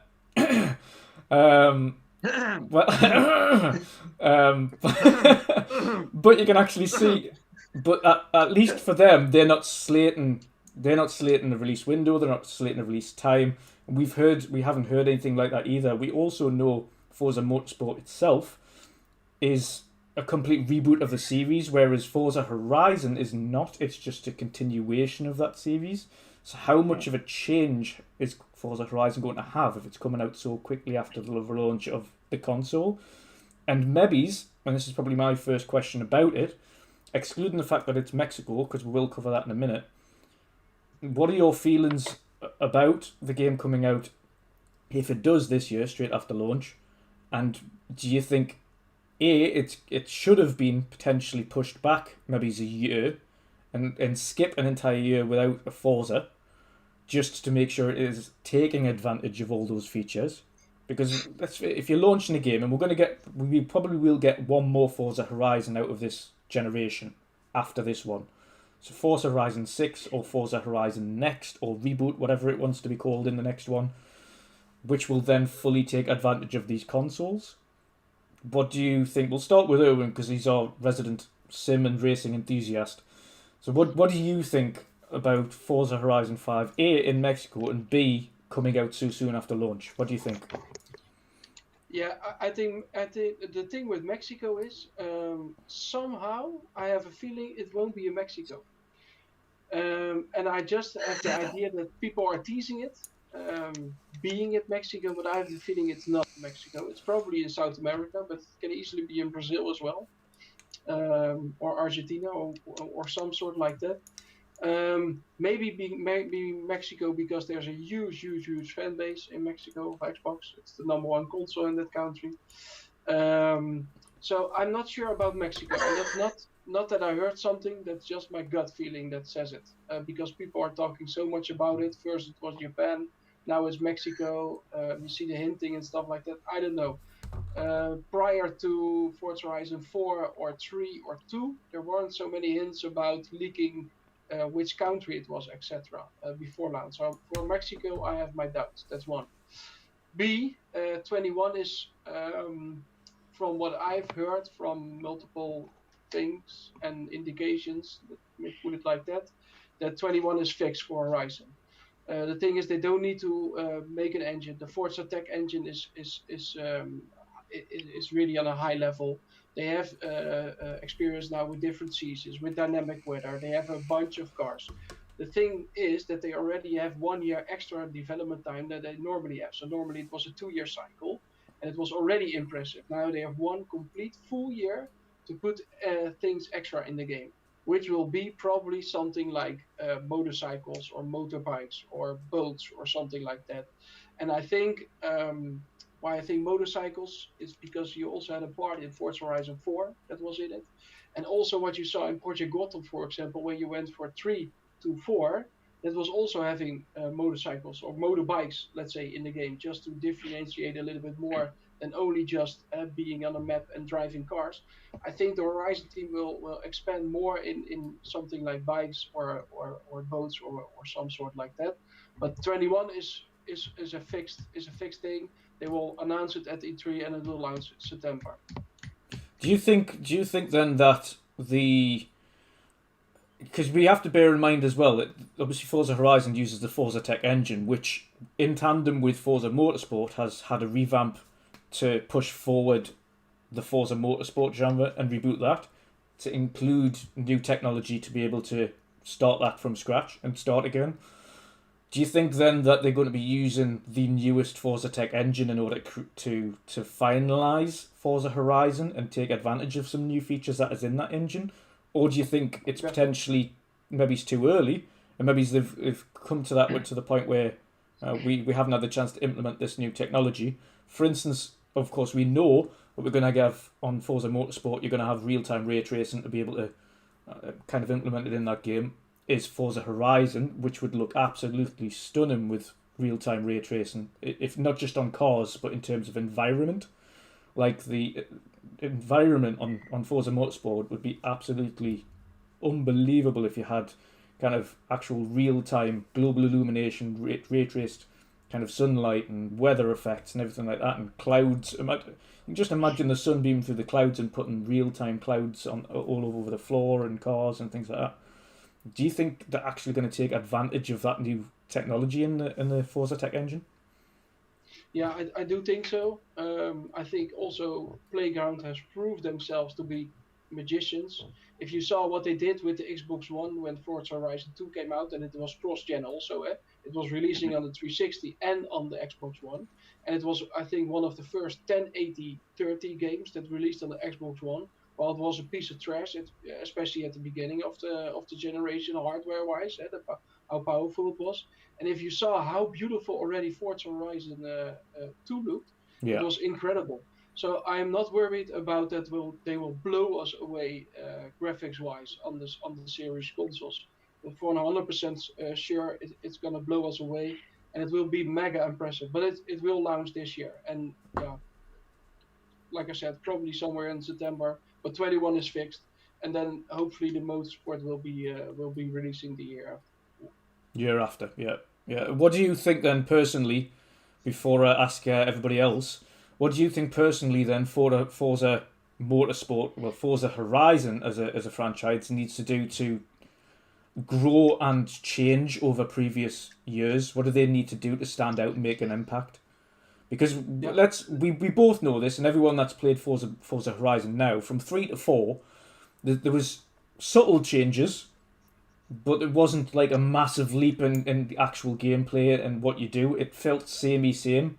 Of course, the area and the locations were beautiful, but there wasn't much in terms of innovation from 3 to 4. What do you think they need to do to really push forward on the franchise, then going from 4 to 5 to stand out? Yeah, I think that's a good question. They already have so many players playing the game at the moment. Already surpassed, I believe, 24 million players as well on that game alone. with the constant updates on cars, weekly challenges, and etc. So it will be hard to surpass that. But I think the main innovation will be using different kind of vehicles, like I said, like with motorbikes and maybe with power boats. I believe you also have a race with a power boat in the water. I think they will more go directly in that way, because you're fully right there. From going from 3 to 4, for me it felt very similar. You choose a mission or whatever you want to call it, and you just did it. You finish the race, go back, and then you do it again and you do it again. It was really becoming a grind. And from 3 to 4, that was very similar. And from 2 to 3, I think maybe also, but then you also have to improve graphics, the dynamic weather, and etc. So that was changing. But I think now you are at a level that climate-wise, let's say in the game, you cannot do something more. You have storm, you have rain, you have sunshine, you have sunset, night. You have all the beautiful colors, the stars, everything, and seasons changing every week. So there's nothing more you can do that. There are already, I believe, 700 plus cars in the game. You cannot add more cars because people think like, okay, so if they only decide to change location, that for me personally would be a big disappointment. And I don't think that will happen. I think they will innovate and explore and be bold on what they're going to try with different kind of vehicles. Yeah, yeah, that's fair enough. I think personally they need to. If we have a think, and of course we need to. This is going to be a cross-gen title for this Forza Horizon, unlike Forza Motorsport, which is next-gen title only, which is the benefit that Forza Motorsport's going to happen, where they can really push out and implement new things. With Forza Horizon, however, being cross-gen, and one thing I wanted from Forza Horizon was that map, even though that map feels big, to a point, especially after you've had that game a couple of weeks, like you've been everywhere, you've literally been everywhere on that map, you've explored everything, you know the map inside out. I want Forza Horizon to be the point, and it sounds daft that people would want something like that kind of game to be bigger, but I want Forza Horizon to be The Crew big in terms of that, but with Forza Horizon quality. Like I want them to really push, really push out, because if you're thinking when you're trying to do, especially for people that are trying to get like cars onto top end speeds and testing them like that, like you've got a motorway that's full of traffic and things like that to test out your cars and tune them and get them into top speed numbers, but you have traffic to contend with. Whereas if you had a massive open area like on The Crew, where you've got highways and motorways that are literally 30 minutes in length just to get from one end to the other, that's an area, a stretch of road where you can really test the car and push that car out as far as it can go. Yeah, and what would be maybe nice and would also be aligned with what they may be doing with Fable, and being an open world game and being a character running around in the world, that maybe in the next Horizon you can get out of the car and do stuff. Man. Who knows? Yeah, maybe fingers crossed. Yeah, that would be big innovation as well. Cool. But let's see, it's a beautiful world to walk in Horizon. So if we have the opportunity to then really go out of the car and maybe wash it or whatever, just take a bucket and wash your car, wash your rims. But I think maybe just going out of the car and being a person, maybe first person or third person view, and just walk around at your place, Yeah, or an actual car meet. Like going and parking up and walking around and like talking to people with your avatars in car meets, because that's a festival. Like what they've been trying to promote for years is that the Horizon games is built around a music festival, and you're driving all these races in between it. So adding car meets where you can get out your cars and go and physically speak to people, like and talk with virtual avatars and things like that. Side missions and that kind of stuff. Yeah, would be awesome. But how cool is that? Because you have post or before the dark times arrived, you had a lot of car meets. So people, I had an Opel Corsa which I fully extended with bumpers and rims. I lowered it to the floor and I went to car meetings and stuff like that. And there you have a big community, and I think that's what they try to do with Horizon as well. Yeah. To really feel and breathe that car community. Lovers, let's say, to really connect with each other. And I believe in 3, was it in 3 or was it in 2? I believe in Forza Horizon 2 you had those car meets as well, right? Yeah. So you could go to Yeah. a place, all the cars were lined up.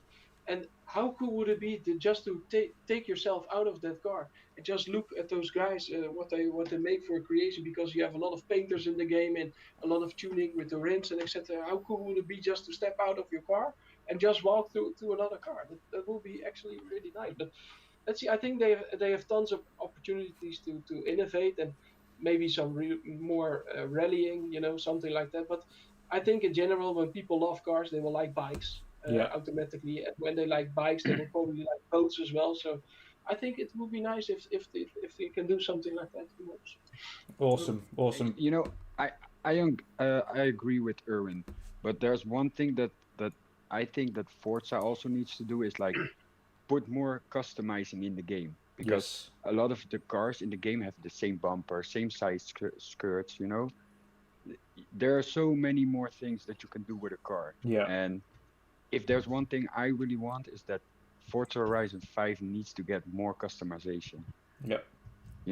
I agree, because Yeah, like it, really, Need for Speed really Underground. wanting. the Yeah, mass, like in Underground, right? Something like Need for Speed Underground, because that game was just just like that. they definitely there's so many definitely things you can tried do. in 4, but the problem in 4 is that I think they got up to a list of maybe 30 or 40 cars that they call tuning heroes or something like that. Yeah. Where you could then add additional bumpers and stuff like that. But it wasn't like you've got, what I've got is like a garage with 800 different cars in, and only 20 or 30 of those cars you can actually do anything to properly. Like, other than some of them you can't slam them. So obviously I love like drift setups and things like that. So I'd slam all the cars that I have to be able to drift. But some of them you can't do that, and you've seen from all these different and ridiculous kind of Gymkhana videos and things like that, like they'll take any car or truck or anything and slam it just to try and drift it. Like, you can't. In Forza, there's only a certain amount of cars you can actually do that with and customize. And I think you're right, Pat. I think adding, even if it's not official customization or tuning kits, even if they just add their own versions of these kits and make these fun kind of wide body kits and things like that for cars. Racing Evolution had it on the OG Xbox. Yeah. Yeah, the And BMW. like, You had this fake body kits, right? They created them themselves. You could put it on. Yeah. I think they could do that, but I And also also think what- much like if you go into the Bethesda and things like that, if you allow kind of the mod community to get involved as well and create body kits and create stuff like that. They've already got like a painter section so people can share their paintings with everybody else and paint work and vinyl wraps and everything like that, and that's awesome because I don't have the time to do that. And I've seen the amount of time it takes people to do these massive vinyl wraps for cars, and so intricate as well. But extend that, let people then create additional things like they do in Flight Sim. If you have a look at the amount of work that goes into Flight Sim modern community, where they put planes in from scratch, and they put vinyls for planes in scratch and engine noises and ATC stuff. Like, they put so much effort into putting stuff into the game. I think Forza could probably learn a lot from the likes of Flight Sim, where the modern community creates vehicles and creates. Obviously, the problem you've got with that is you need to get the licenses. Exactly, that's the thing. But you can certainly create side skirts and bumpers and things like that for cars that from scratch. A modder could do that, and it could work well, and could implement it in the game. And it's things that they could learn from. Chris, what's your thoughts? I mean, I don't know whether or not you've played Forza Horizon much. I know you're a sim driver, much like Erwin, but what's your thoughts on what they could potentially do to stand out? I think just going back to, I think releasing this year is not going to be a stretch. I think so. From like a dev perspective, they'll have a technology group or technology team that are constantly kind of evolving the engine, regardless of what the main dev team are kind of working on. So they will have also had like a splinter group. So part way through Horizon 4. Then people would have started working on Horizon 5 anyway, and the engine and stuff. So I think Erwin's right. They've had an extra year. The engine's pretty mature. I think the technology group would have carried on working. They would have known what like target hardware was. They would have known that they were kind of, leaning towards kind of supporting ray tracing, other kind of environmental elements. I agree with Erwin. I think bikes need to go in there, and I think there was a couple of like mock-up concept art of people to put like a bike on a mock-up box and stuff. I think there's probably a reason, or there's a bit of knowledge as to why they did that. Makes perfect sense. Good kind of bike modding community and bikers. I think it'd be great. Those kind of like power boats and things like that. Putting those in will start to differentiate it from previous games. And I think they could do what some of the open world titles do, where they've kind of increased the size of the map and stuff like that. I'm not saying they will, but if it is Mexico, you've got like diverse like coastlines, you've got mountainous regions, you've got desert regions, so they could really kind of expand it up if they wanted to. So I don't think it's difficult for a team as Playground, Ralph and the talent that are there. Those guys are working on Fable, as we know. They're working on Horizon. They've got enough people there and enough of the kind of dev cycle. So it's similar. What we used to do with F1 is it was obviously an annual release, but we would basically split off and start to make the next one, part way through. Yeah. And you start to kind of save the extra or new features. So I wouldn't be surprised if kind of Playground, had like, a bike or something running in Horizon 4. Didn't quite get it to the point where they wanted to, but certainly had them kind of up and running in the engines to say, right, well, when we leapfrog and do 5, we'll introduce some different vehicles and stuff. So from a dev standpoint, it's perfectly kind of reasonable and quite normal for them to kind of work in that cycle. I think I used to be like a massive fan of Test Drive Unlimited. I like the idea of kind of like the car meets and stuff like that. I think make it more kind of community, more community features and things like that. Like kind of do more with friends. Increase the size. I think customization is a good shout. I think it's they could do some customization in terms of like building different body kits and stuff. If they, you would have to kind of keep it within constraints of a certain thing, because obviously the artists have to kind of build the cars and so on and so forth. And there's a real kind of, there's a real quality and a skill to that. So I think there's nothing to say, actually, do artists start to build kind of the minimum and maximum constraints to what you can do with a car, and then you let like community, choose those. So there's almost kind of like infinite. If you want a side skirt to be like 20 mil, if you want arches to be like 20 mil, then you can. Or if you wanted them to be like 60 mil and a big like wide, a wide stance and stuff, then you can. So I think customization's a good shout, a bit more on that. But it depends on what they're trying to achieve. If they're trying to stick with really, amazing looking exotic cars, a great kind of environment, great gameplay and features, then they may start to focus on, different vehicles and also focus on community features, other than just, a group of friends kind of driving around in the same kind of game instance or whatever. Yeah. Can you actually really kind of do stuff together? I think Test Drive Unlimited was like massive on, you could almost like buy houses anywhere, and I know you've got like property, in 4 and Horizon and stuff like that, but I think Test Drive Unlimited was a bit more kind of like work your way up, move into like areas and stuff like that. So and then have a physical garage where you could view some of your cars. Yeah, like, I think that's something that they need to put into. Yeah, that's something that they need to put into Horizon as well. Is add that physical garage where obviously you're not going to fit 800 cars into a garage, but choose like your favorite, say 10 cars or something that they can have stored in this garage, and you can interchange them and put different cars in there if you get new favorites. But just be able to get out of one car, physically walk to the next, get in that, and then drive it away. As opposed to like wait to select the car and then it appears.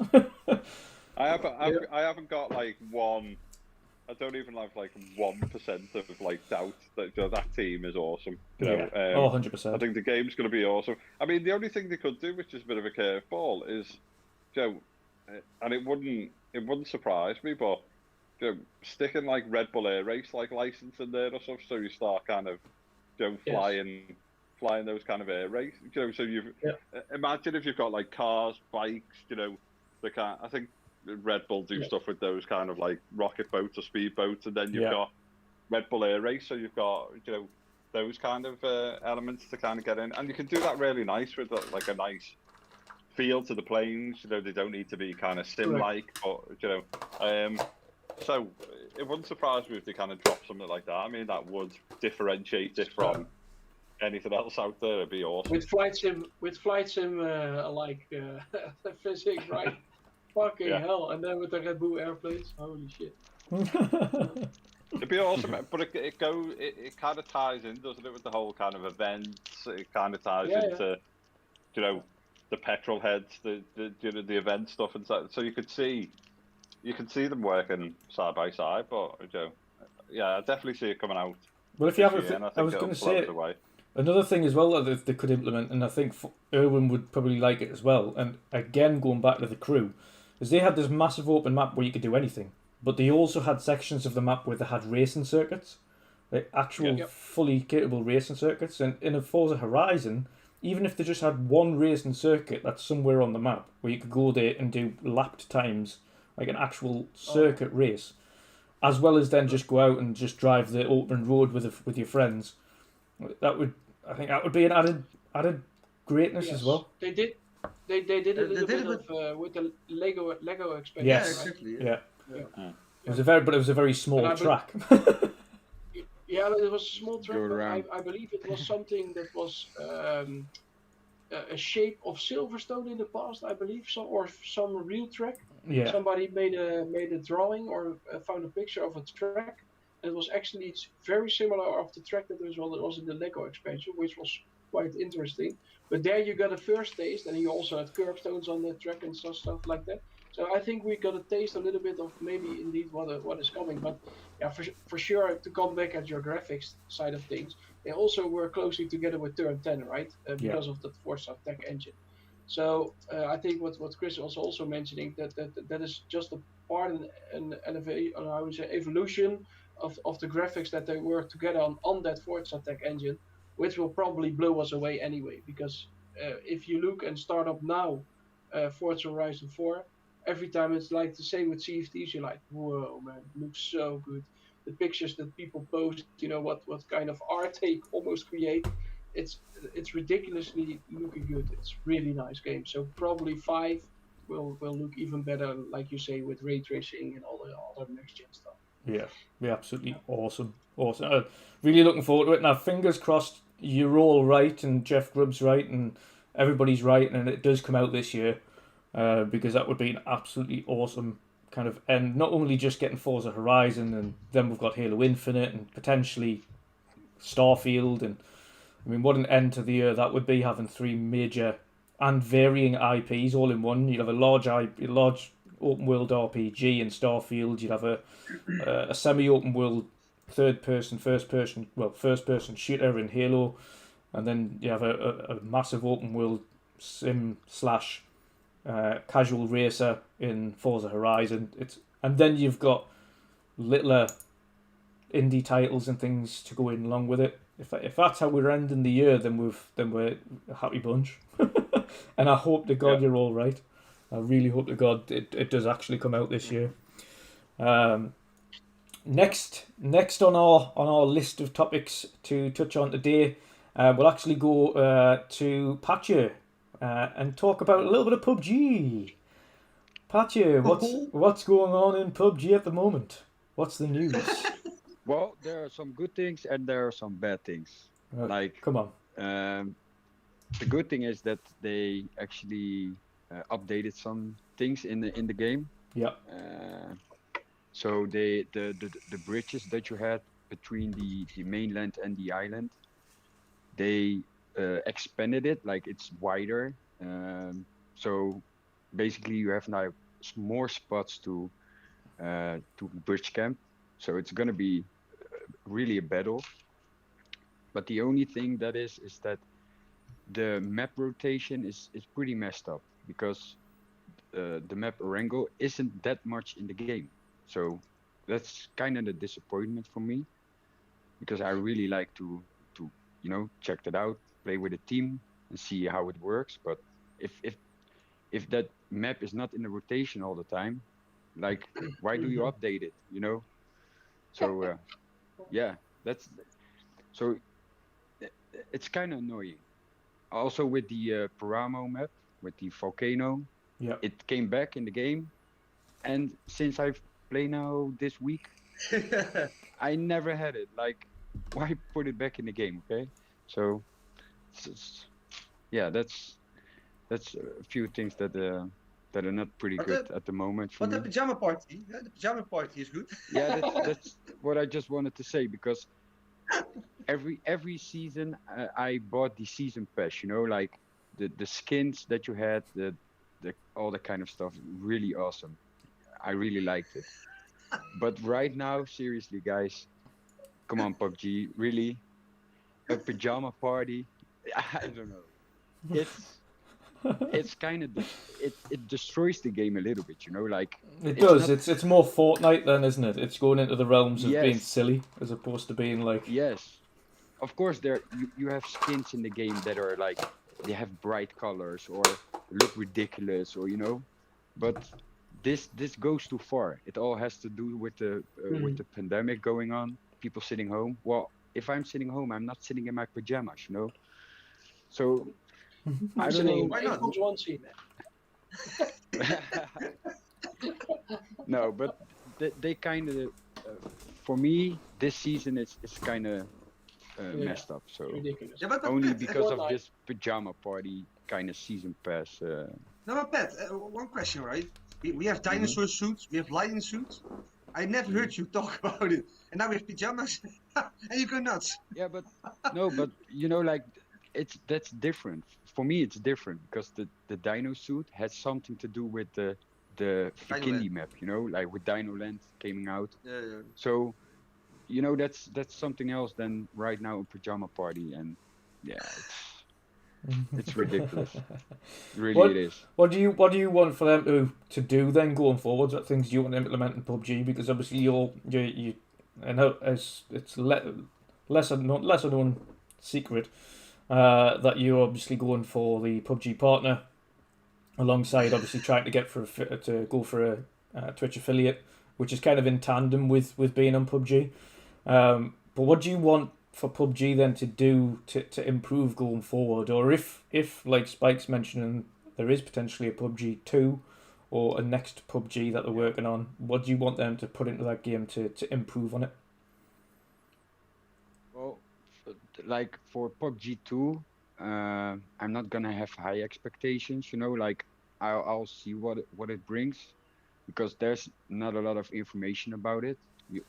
I searched the internet and couldn't find a lot of things about it. Mm-hmm.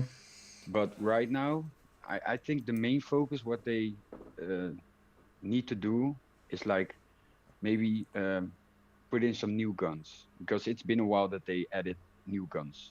You know, maybe bring back the map rotation, because back in the days when you could select like the maps, that was way better than now, because you're expecting some maps that you want to play, and it's not there all the time.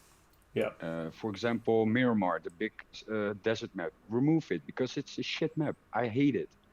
Too big. It's too big. Bring back Karakin, the small desert map. I like to have fast action, fast-paced games, and sometimes it takes too long before going to the end, So yeah, like one game on Miramar was something like 45 minutes or something, and compared to if you're playing Erangel or something like that, which is like 20 minutes at a push. Yeah, it's around like 20-30 minutes per game. Yeah. But like 45 minutes is too long for me. So, and I really like the fast pace. So It doesn't need that they need to bring in more the community. I think by, like you say, that by not choosing any how do you say it, maps yourself, I think that's very disappointing as well. That you cannot say, okay, I want to choose particularly that track or that track, that map. That I think that is disappointing. But isn't it the biggest improvement that they need to make is on the engine side of things, Yeah, because yeah, it's yeah. a Yeah, really also, yeah, fucked of up course. engine. It looks, if I play it, it looks like it still looks like shit on console at least. On PC it runs pretty good if you got a good graphics card. But I think the big improvement is on the engine. If you see that Fortnite is running on the same engine and it runs beautifully, how the hell Yeah, is this still so bad on PUBG and also the hit markers and all those kind of shit? yeah, yeah. I love the game. I played it quite a lot, but those things they really need to improve. And maybe the setting, maybe change a map with a different kind of settings. Go maybe a little bit more back in time, or maybe just ahead in time. That they can experiment maybe a little bit in that. But I think they need to involve the community more. Same as now, where you can choose your items. They just put it on the right. What is it? They removed it from the right stick and put it on the Yeah, D-pad. Fucking yeah. hell! It's ridiculous. Who is asking for those kind of things? I Yeah, for that, sure Nobody. and that, nobody is yeah, Nobody. yeah, asking for those things. exactly. Crazy. That was also, like you said, with when you normally you press down on your D-pad and you have like Yeah, your meds and your first aid and that kind of stuff. sure. Yeah, Now you need to press and hold it, and then on the top of your screen you get like a selection bar, and it only goes away where you press B. Like all of a sudden you have so much bullshit. things that you need to press. Like bring it back like the way it was, and it makes the game also play easier. Like yeah, they are doing things right now at the game that I think, okay, maybe don't do this and Spend your bring it back time like the way it elsewhere. was. Yeah, yeah, Yes, exactly. spend your time And elsewhere, like you and not say, not. now you have also the frame rate option. The, Yeah. it runs really smooth. I played one game yesterday without the frame rate resolution, and oh my god, like it's terrible. Like it brings me back to the Xbox One time. Yeah, And but that's like one of the main um the main things that's positive for me is that the frame rate is it's really good. The games run smooth and it's perfect. Awesome stuff. Awesome stuff. Yeah. Going into our last couple of topics here, we're going to be covering the Halo Infinite kind of minor update and also the update from the Coalition, which is going into now, they've came out and a bit of a strange update, but an update nonetheless from the Coalition, just to let us know that they're moving into Unreal Engine 5 now for development on their future projects. But also to let us know that it's going to be a substantial amount of time until we see anything from them on their next game. Do you think then they're going to potentially reboot the series if it's obviously not only just moving on to Unreal Engine 5, but also looking to reboot the series, much like Forza has done, much like God of War did? I'm going to go to Joe on this one.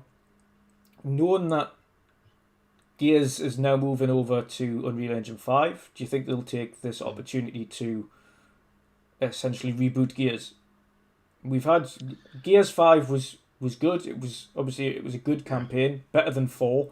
Yeah, a The lot better than 4. Yeah. semi-open world Yeah. was a nice refresh, and it was implemented good enough.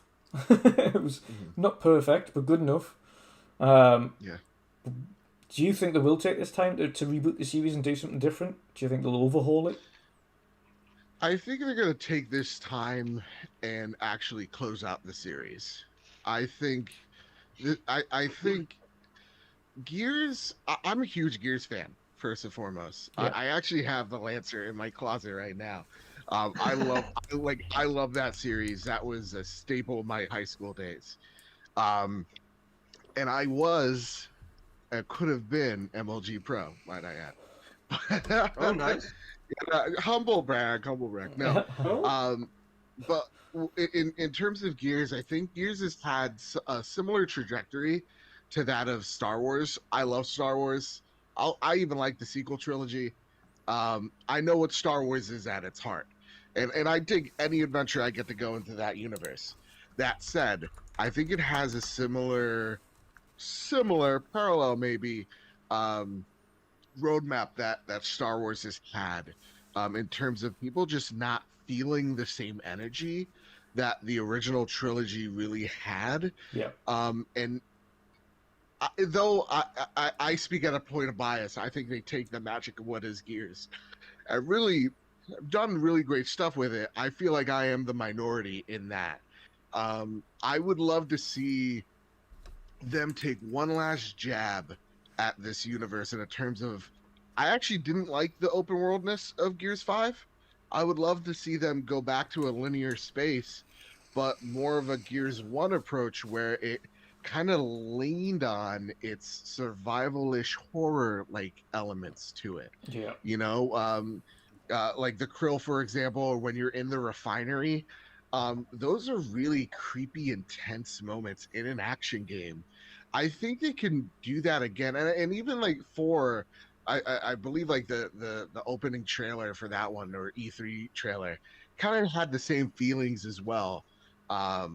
So I would like to see them close the chapter with something that is a little darker, maybe more of an Empire approach that leaves it somewhat open-ended so that they could come back to it when we miss Gears. Yes. Because Yeah, I don't exactly. feel Yeah, like yeah.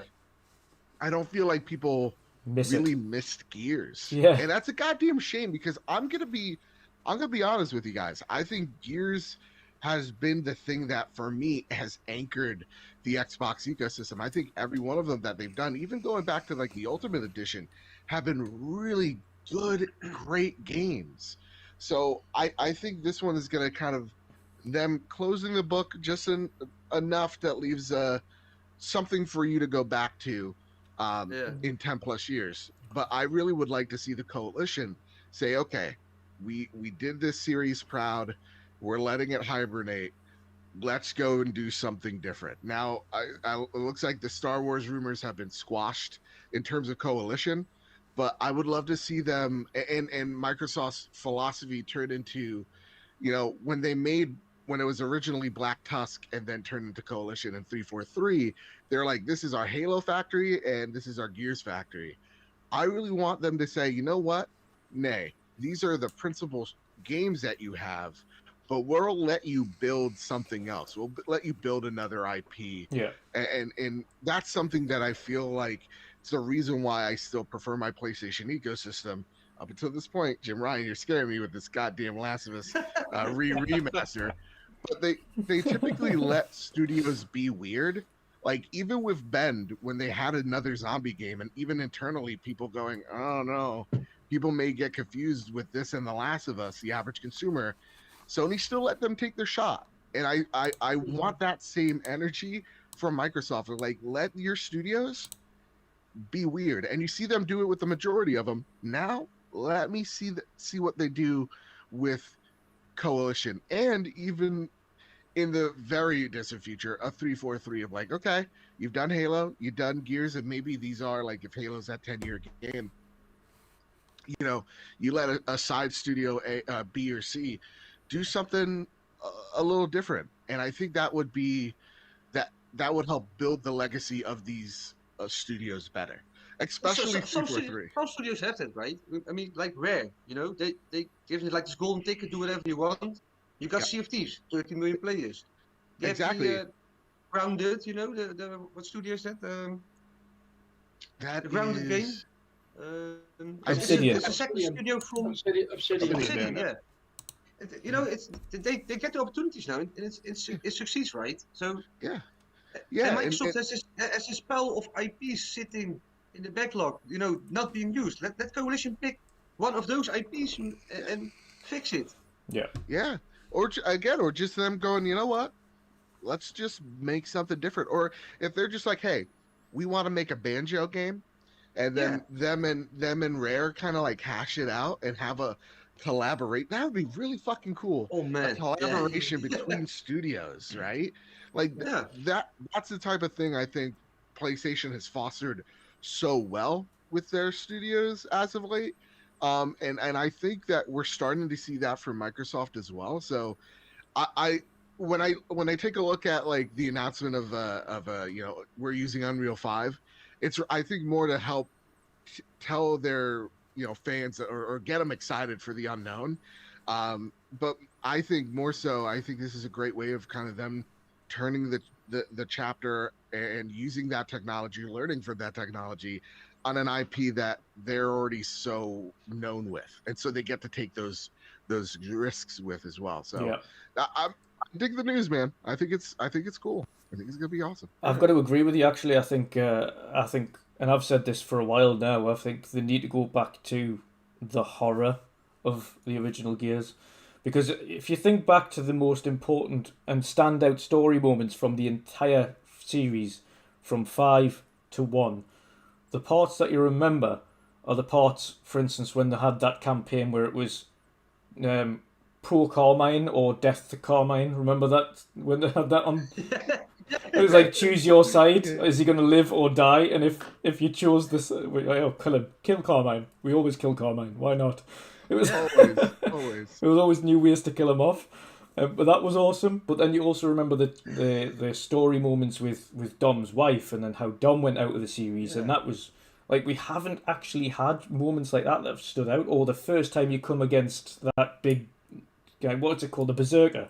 The first time you see the Berserker, and it was like, holy shit. What the fuck? Yes, it's like this hulking thing that's unstoppable. Yeah. And like those moments with Dom where like it's the end of the line and you feel it for someone or something, and it ends up being Dom. Dude, real talk. High School Joe bawled his fucking eyes out. Yeah. Because like that was my best friend at the time, and he was Marcus and I was Dom, and that's like they were our dynamic duo. And when that scene happened, I remember us just being like, what the like just in silence. Like those powerful moments that say it, they kind of lack that punch in the sequels, but in the sequel trilogy, but they're still so good. So yeah, give me the horror elements, man. They had some, like with the ending of 4, when Kate has to kill her own mother, stuff. Mm-hmm. They had some of those moments, but they do also give you like in the, is it the 5th or 4th game? But I was going to say, dare I say it though, and this is personally speaking, you don't feel the same for the characters as you do the original characters, and that's part of the problem. Like I don't have an affinity as much as Kate's this leading character, and she's a good character. I don't have an affinity to her in any way, shape, or form. Like, I don't care if Kate's in that series going forward, and that's no offense to the developers or the actress or anything like that. Like, there is no personal attachment to that character. Whereas Dom and Baird and the original trilogy characters, it was like, of course, Coltrane coming in for the first time and stuff. But in like the modern games, Coltrane's just like a gimmick. Like, he comes in for a little bit, and he's like, "Woo, Coltrane," and then he walks off again. You're like, "Oh, see ya." Goodbye. It's the same with JD, right? He's annoying in Gears 5. Yeah. He really takes shit out of me, but he's Marcus' son, and that's why I spared his life. that's the only reason. It's the only reason you spared his life. Yeah, the other guy was like, "Oh, I don't know you. I don't know you at all. Goodbye." No, but he's fucking annoying. But Marcus is his dad, and Marcus Phoenix is my hero, so I let you live. That's it. Hey guys, what did you thought about the Hivebusters DLC? Because in the first place, it looks absolutely fantastic. Yeah. It's more closed than it was with Gears 5, Joe. But what did you thought about the mini story and the characters? Is it more impressive than the normal Gears, or what? I love the characters. Your guys' appearance. Yeah. I have not played Hivebusters, admittedly enough, because Gears is boo, fake fan number one here.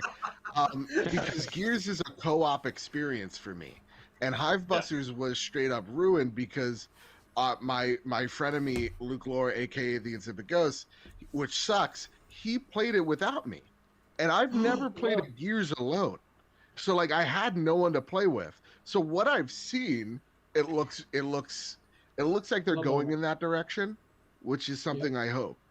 But I haven't played Hive Busters either, so we should do it. We should fans. play through it. Do it. 100%. Let's Do do it it, dude. because I still haven't It'll blow finished. you I still haven't finished it off. I've played like maybe an hour or so of Hive Busters. I haven't finished it yet, so I really need to go back and play it again.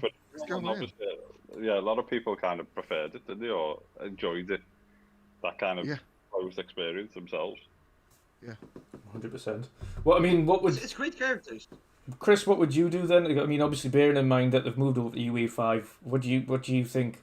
Other than the inevitable, which is use the new engine technology, do you think this is going to be a point for them to, like Joe was saying, refresh, and kind of maybe bring the series to a not a halt completely, but like he says, an open-ended thing where they can come back to it in the future? Or Yeah, I mean, I'm all for kind of, not shoehorning a developer into becoming like a Gears studio or this studio or that studio. So I'd like to see.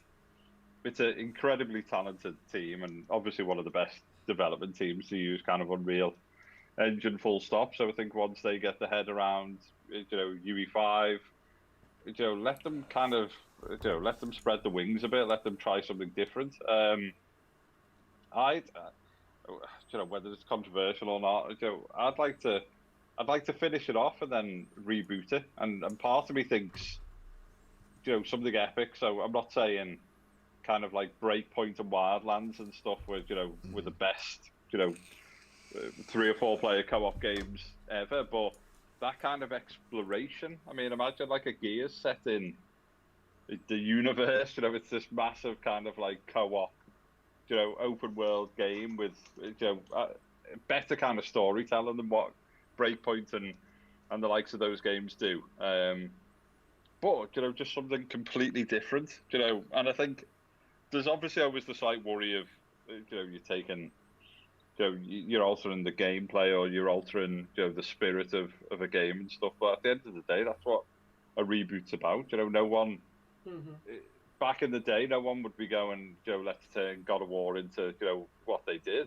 And, if they turned it into like it was a phenomenal series anyway. But, what they've kind of turned that into now, and they can move forward with it. I was going to say that the thing with God of War as well is that they changed it away from being, and if you played the original trilogy, you'll know that it was an action game, but it was just heavy on like rad sex scenes and stuff all the time, and he was just like this womanizer and just didn't care, and he was just slayer of gods, and turned it into this like really deep story where he's a father and he had so much to live for and fight for, and everything had changed so much, and he'd grown up. And it wasn't just about sleeping with X amount of women like you do in the likes of The Witcher and things like that, where you just don't care and you're choosing partners and whatnot. It was more focused on a story that you could get to grips with. And I think, like Chris was saying there, a reboot is what it does need it. It really does need it, because we've come to the point now where we don't feel for these new characters, whereas the original games, we had a grasp, we had a feeling towards Dom and Marcus Phoenix and Baird and Carmine and everything. We actually cared about those characters. As funny as Carmine was to watch get murdered every time in new and fun ways, we still cared about him because he was fun. He was a fun character to be in the game in the first place. Now, I mean, I don't even think there's been like a real, like, Carmine's actually like not like, he's a decent character in the new franchises. Like, he doesn't get murdered like straight away. Like, he's just a normal guy. He's like quite a decent you know what I mean? It's like, well, it's not what we've come to know. Yeah. And people should be brave for the reboot. I think, God of War's a prime example. And it's kind of, move away from that kind of, isometric, almost just kind of like a cannon fodder type game, wasn't it? And go for like a deep and meaningful story. And it's not to say that Gears doesn't have those kind of deep and meaningful arcs, but kind of finish it off and leave it open ended. I think the important things for me is like let the coalition do something, different. Let's see what else those guys and girls can do. And for all we know, they may be working on something. They're obviously been supporting and stuff, haven't they? But yeah, let's see what else they can do, and let's not let's not just keep them as a Gears studio, unless the coalition want to be that studio. But I think you can run a bit of kind of IP fatigue at times, can't you? Yeah. Erwin, what would you say then about, obviously after Hivebuster's success, what would you like to see them kind of tailor the kind of series with?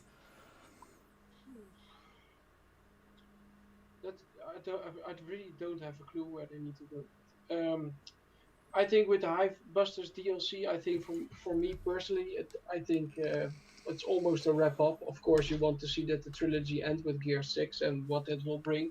But I think, let me put it like that. The multiplayer never really did so much for me. I really like the single player, but now then after 5 or 6, 7 parts of that, then I'm more or less done with it. I'm satisfied, let's say.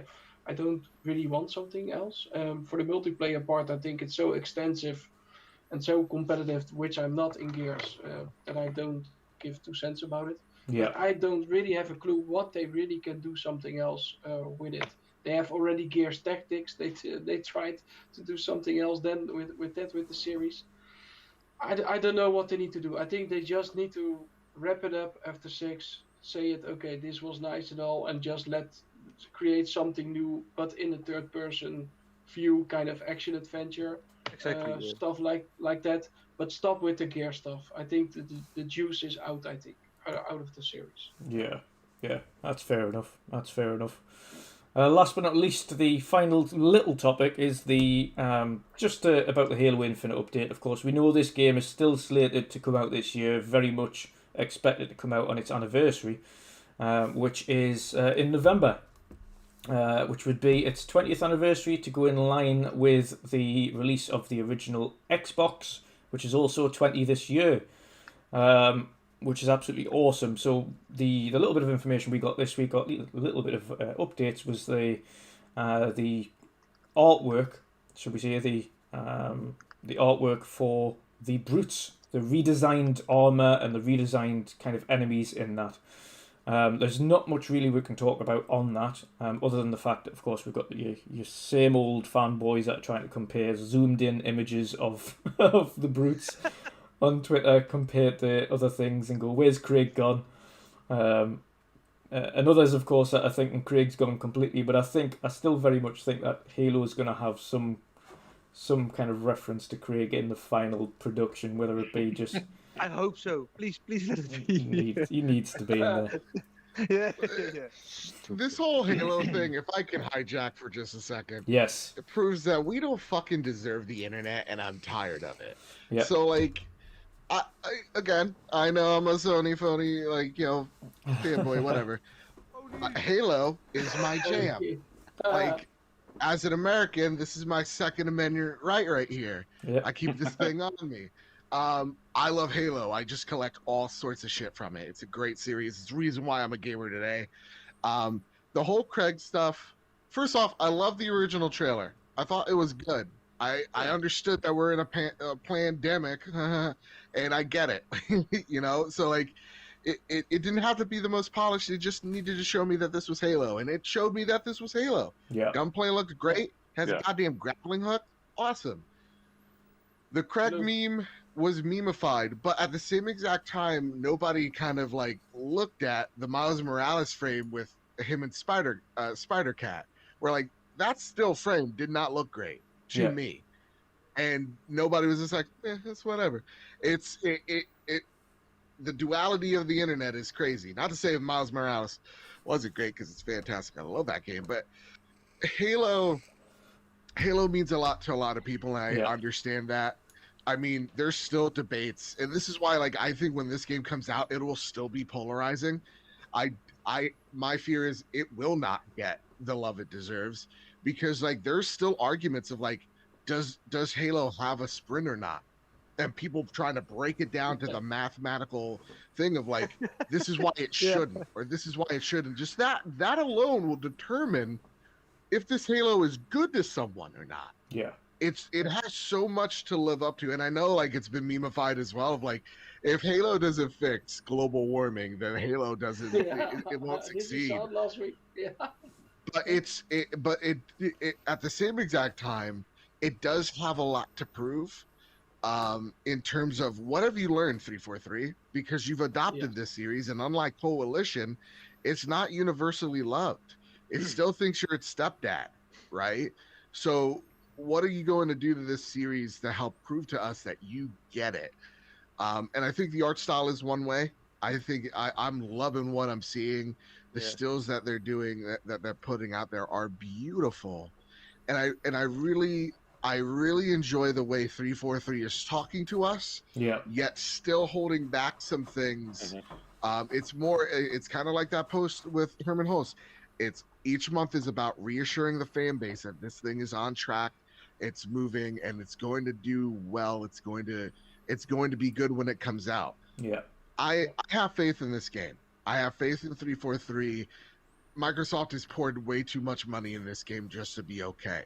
There's a lot riding on this game, and it is easy to overstate, and at the same time it's easy to dismiss. But I think the reality of this is Microsoft understands that Halo is now in a landscape where Fortnite, Call of Duty Warzone, all these like Apex Legends, they are vying for your time in the most competitive space it's ever been, and we need to do something for our mascot to show everyone that we modernized this character, this universe, this franchise. That's what they need to show with this game. I have faith they're going to do it. I want Halo to succeed, and I absolutely love what I'm seeing out of 343 right now. Right now, they have my faith. Right now, I believe in Joseph Staten. We share the same name, so don't fuck me on this, Joe. I was going to say, I think you're fully right, Joe. I think also the improvement that they already showed, the improvements graphics wise. That's hopeful to me because. Sorry. No, Dutch forgot an S. Assassin Lupa.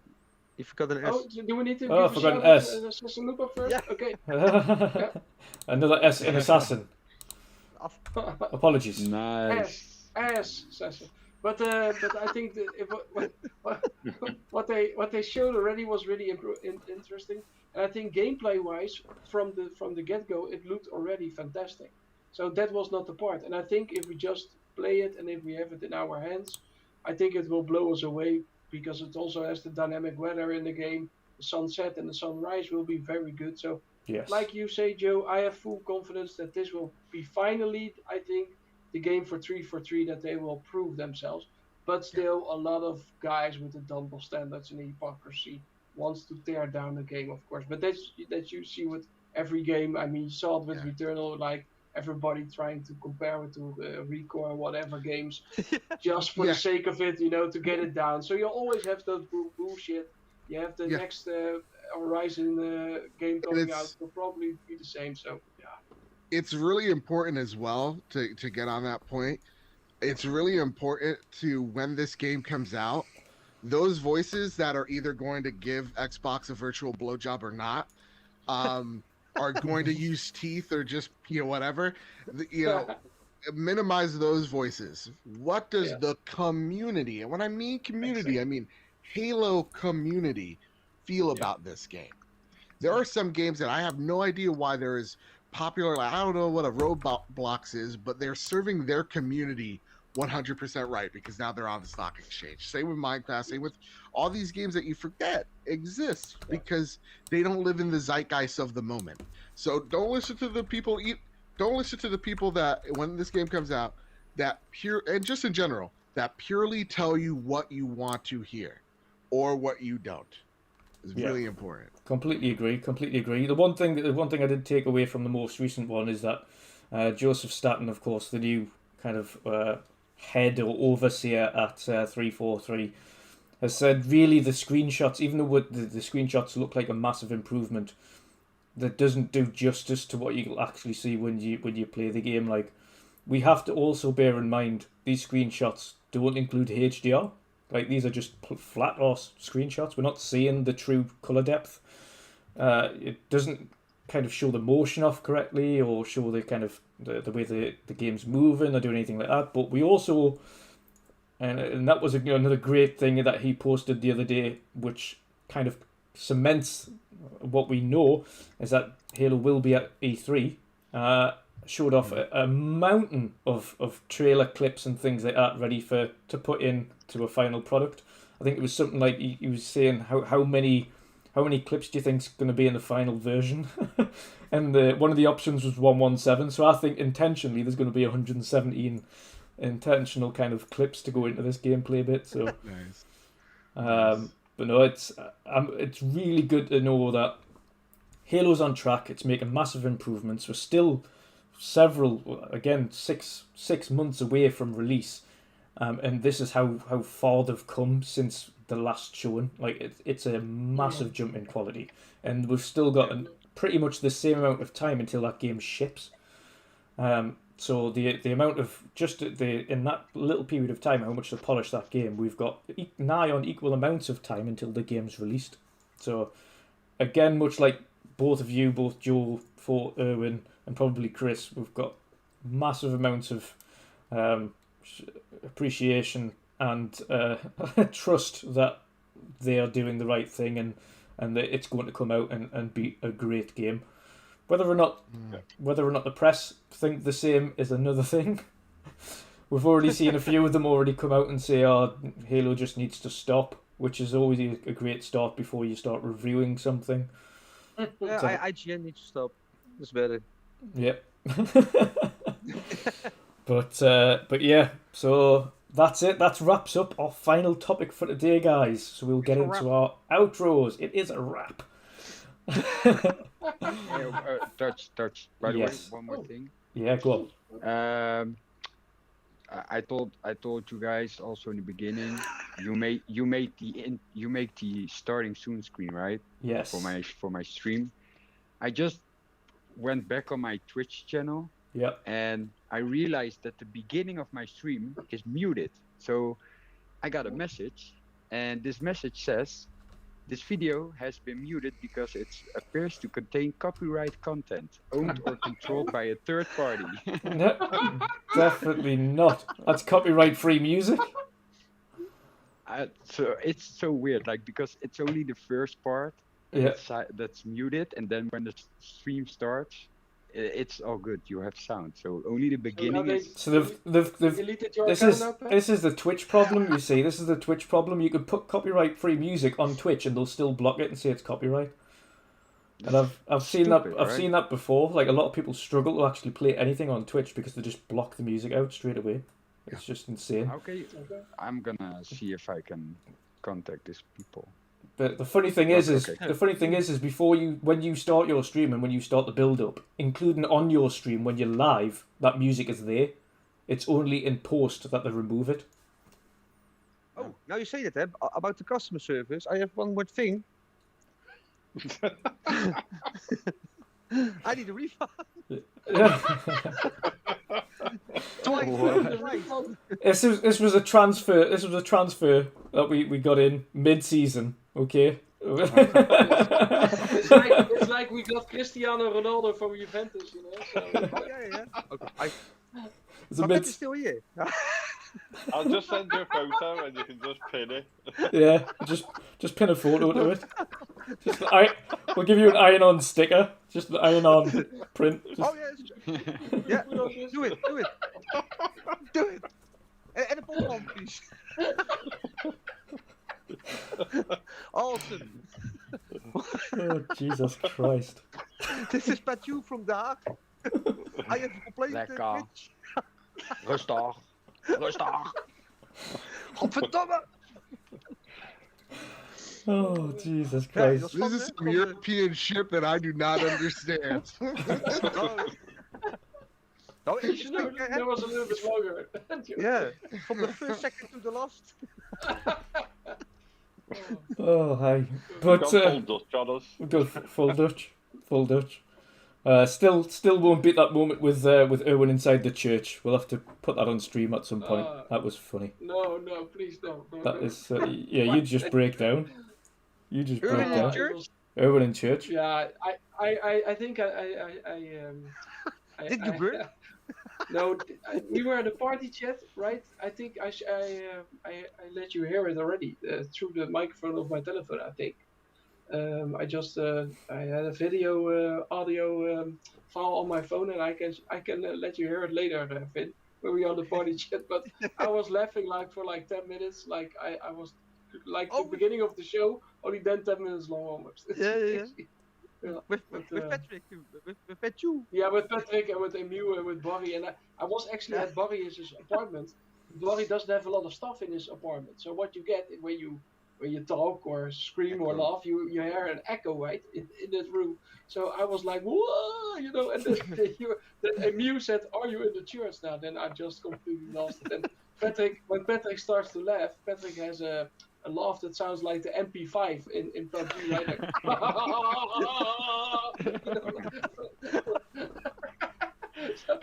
so, oh man, it's so good. Oh, We good. had fun. Oh my god. It's a nice way to wrap up. Nice way to wrap up. But first and foremost, our awesome guest this week, Joe, MrBadBit from PS Trophy Room. It's been a pleasure to have you on, brother. Obviously, have you on again in the future. It's been awesome. If you want to take it out, let people know where they can find you and what you've got coming up, and obviously about your awesome PlayStation podcast. Yeah, man. First off, again, thank you for having me. Sorry I had to dip out a little bit towards the middle there. I had a family situation I had to fix real fast. But yeah, no, thank you all so much for having me. I had a blast laughing with y'all. Y'all are fantastic. On another level, this is like the UN, but way less professional, and that's what I dug about it. You know. And we didn't need earpieces. It was great.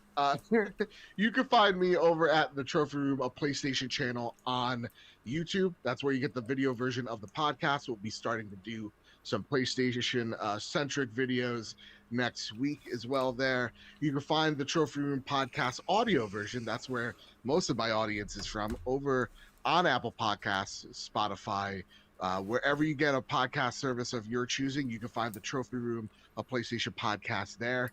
Each and every Thursday, me and my best friend Kyle talk about the latest and greatest in all things PlayStation each and every Thursday. So make sure you tune in there. Follow me at MrBadBit or PS Trophy Room on Twitter. And that's me, man. And again, thank you so much for having me. No problem.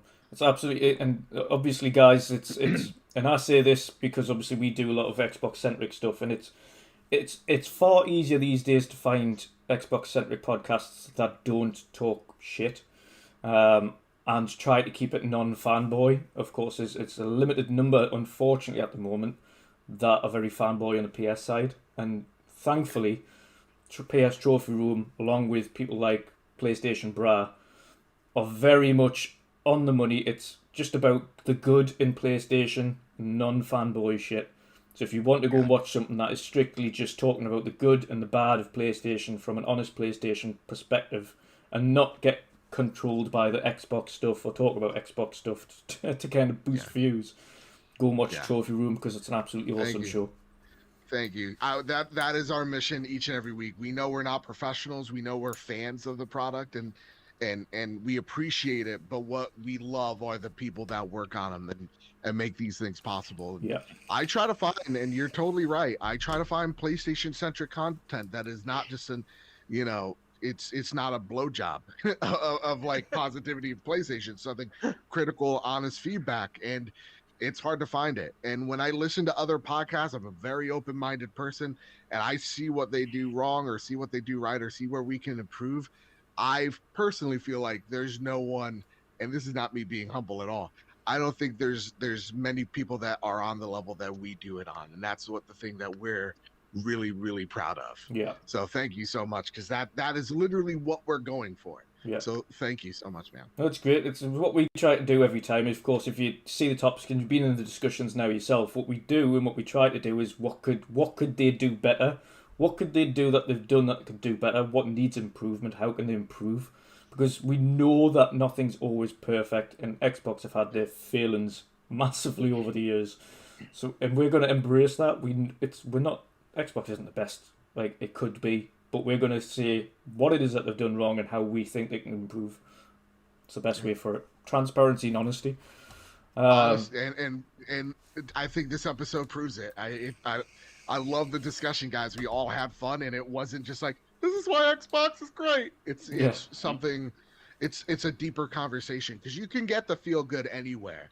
That's tabloid shit. It's the in the weeds that we do on the enthusiast level that is truly, I think, where the conversations really lie, the good ones. Yeah. You know.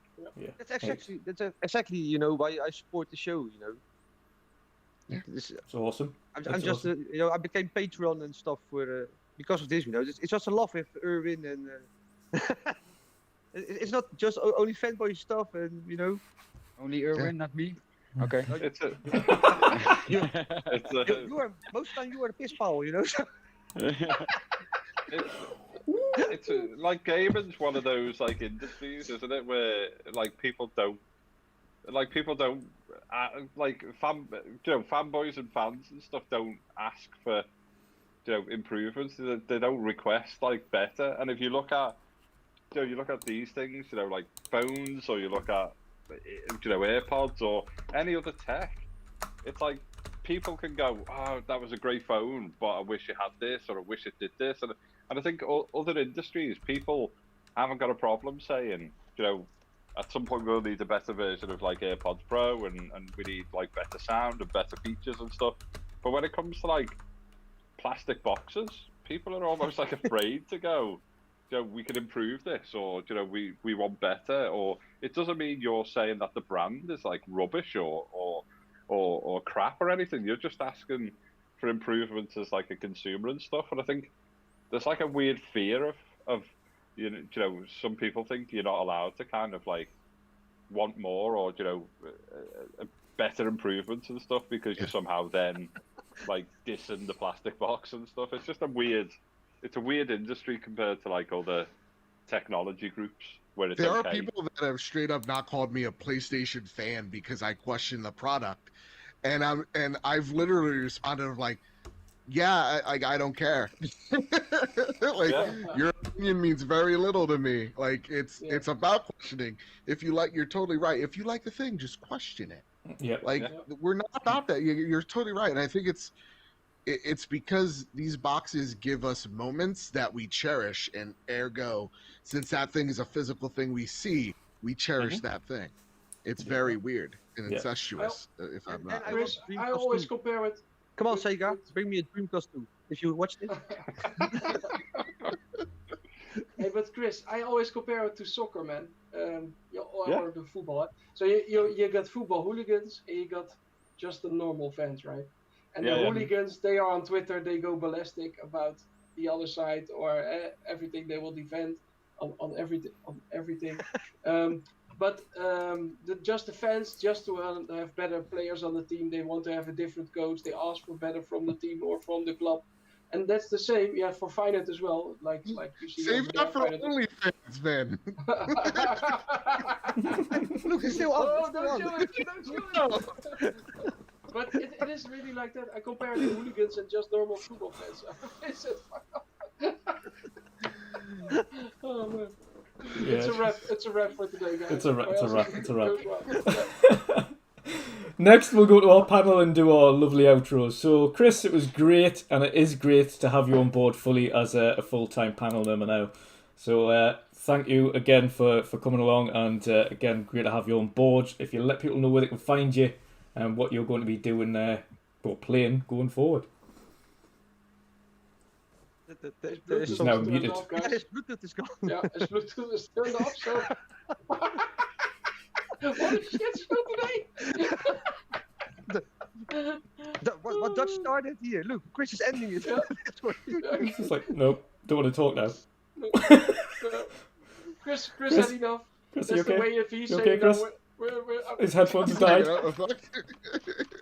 That's why we have a time limit of 2 hours, guys, of the podcast. Headphones die. Headphones die. Can you hear me? I can hear you now, Chris. Chris, Yeah. My headphones have died and I'm going through my MacBook now, sorry. I don't know what the question was. Yeah. Where can people find you? And usual place, obviously, on here every Wednesday moving forward. And Twitter, CJ Grinnell, online, Hard Times UK. Sorry, my Bluetooth just died. My outro was as professional as the intro. Yes, it was.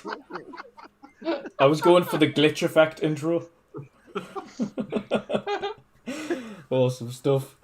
Patcha, if you let people know, brother, what you're up to and where they can find you. Well, I'm up to playing some PUBG, of course. Yeah. The upcoming days, weekends, weeks, I don't know. Streaming, of course. Hope I get my audio back. That's one thing. But yeah, you guys can find me on Twitter most of the time. Twitch as well, under the same name as you see right here. Yep. So yeah, make sure to stop by, hit that follow button, and yeah, let's have some good times, man. Get you up to affiliate sooner rather than later. Be awesome. It's almost there, by the way, almost. Almost. Just average viewers now, is it? Yeah, the average viewers is right now on 2.8. It needs to be 3.0. Close. So. Close. Okay. Awesome. Up those numbers. Let's do it. Yep. Let's get you up. Go. Let's get you up. Yes. Forza Erwin. If you let people know where they can find you, brother, and what you're up to. Yeah, so people can find me on my OnlyFans. No, people can find me on on Forza Erwin on Twitter. It's actually my gamer tag as well on the Xbox. My YouTube channel is also Forza Erwin. The clip that you saw running in the background while we had the podcast, that was me playing Assetto Corsa Competizione. I uploaded that video. I'm going to record now more gameplay, me racing. I've got a little hard drive, a thumb drive, and I can record 1 hour of gameplay. So I'm starting to do that more. This was just a non-comment video, just me having some fun racing. I will do comment videos probably in the future as well. So please add me on that. And I want to thank Joe for his wonderful attendance. Really fun listening to you. I appreciate you coming on, dude. It was really, really cool. So thanks for that, mate. Thank you, man. Also, Thank you for having me. And also, Chris, your first official panel member show. I hope there's more to come, mate. Really, really cool to have you on the show, man. Really, I'm really happy with that. So thanks to the rest of the panel, and of course our super fan Hertog Finn on the show. Really nice to see you, buddy. So yeah, it was a good show. We had super laughs. It was very entertaining. Thanks. Awesome stuff. And last but not least, our guest patron, super fan, Hertog Finn, only fan. How you doing, brother? If you let people know where they can find you, other than OnlyFans and OnlyFans or fake taxi or. Jesus. Come on, man. Otherwise, you can find me on Twitter or Xbox or even on PlayStation. All on the same name here. PlayStation? Yeah. I made my account. I also added the Remspoor, Skidmark. No, but it's all the same name. Only on the PlayStation, it's without the spaces because you can't do spaces on PlayStation. Yep. Yeah, you can find me on Instagram with clothes.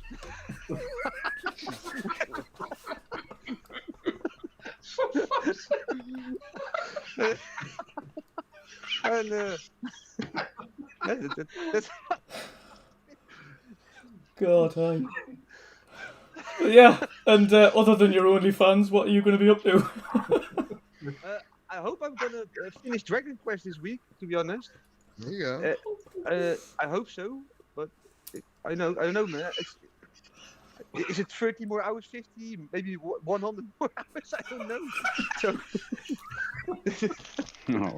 and then, and I'm gonna do something I swore I would never do again. And that's play FIFA again. But Yes. you know, now it's in Game Pass now, so. I did actually also. Yeah, I played Pat the other day. That was quite a close game actually. In the end, I think it was 3-2. So we'll have to get some games together. I played that really diehard for years, and then I quitted it because there was no there was no final edition, and I lost a lot of controllers to the game, even the TV. So, yeah, I threw the controller in the TV. It was down. But yeah, No, yeah. I was playing. You had this weekend league stuff, and I was almost. I was like for 20th place from Holland, yeah. and I was 3-0 in front, and it was minute 85, and I lost in minute 95 with 4-3, and I was done. Oh. I almost rebuilt the entire house. But you were the 20th of the Netherlands. Yeah, So holy shit. yeah. That's a long time ago. When I was still young and I had a lot of time to when, play my it. own, when I had more fans on OnlyFans.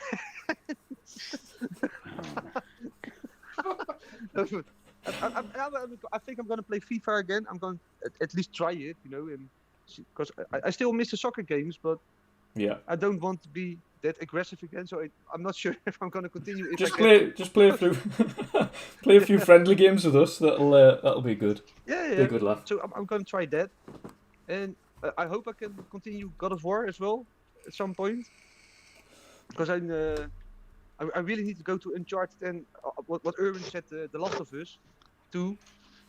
But I thought I would start with God of War, but it's one game. I'll be done in like a couple of hours, but it's not Play a The couple of Last hours. of Us. No. Play The Last of Us first.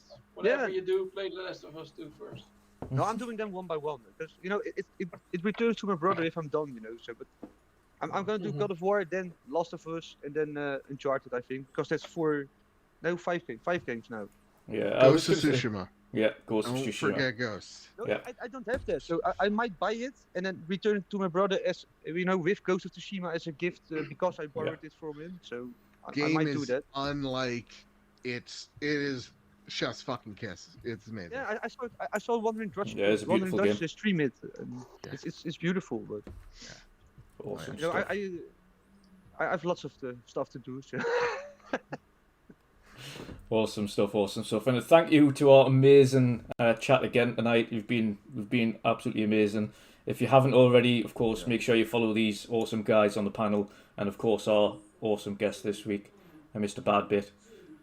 Other than that, thank you everybody. Make sure you like, subscribe if you're interested in becoming a patron and getting early access to new content before everybody else sees it, or even updates on things that we're making in the background that nobody else has seen yet. Be subscribed as a patron, and you will get early access to that.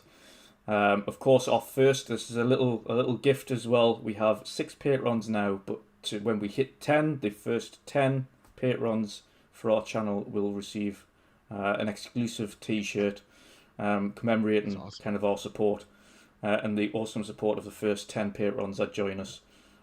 So Including that's it. Chris. Yeah, including Chris. Chris will be on the new merch. We'll get Chris on the merch.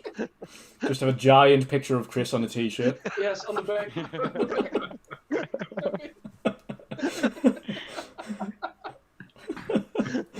Dear me.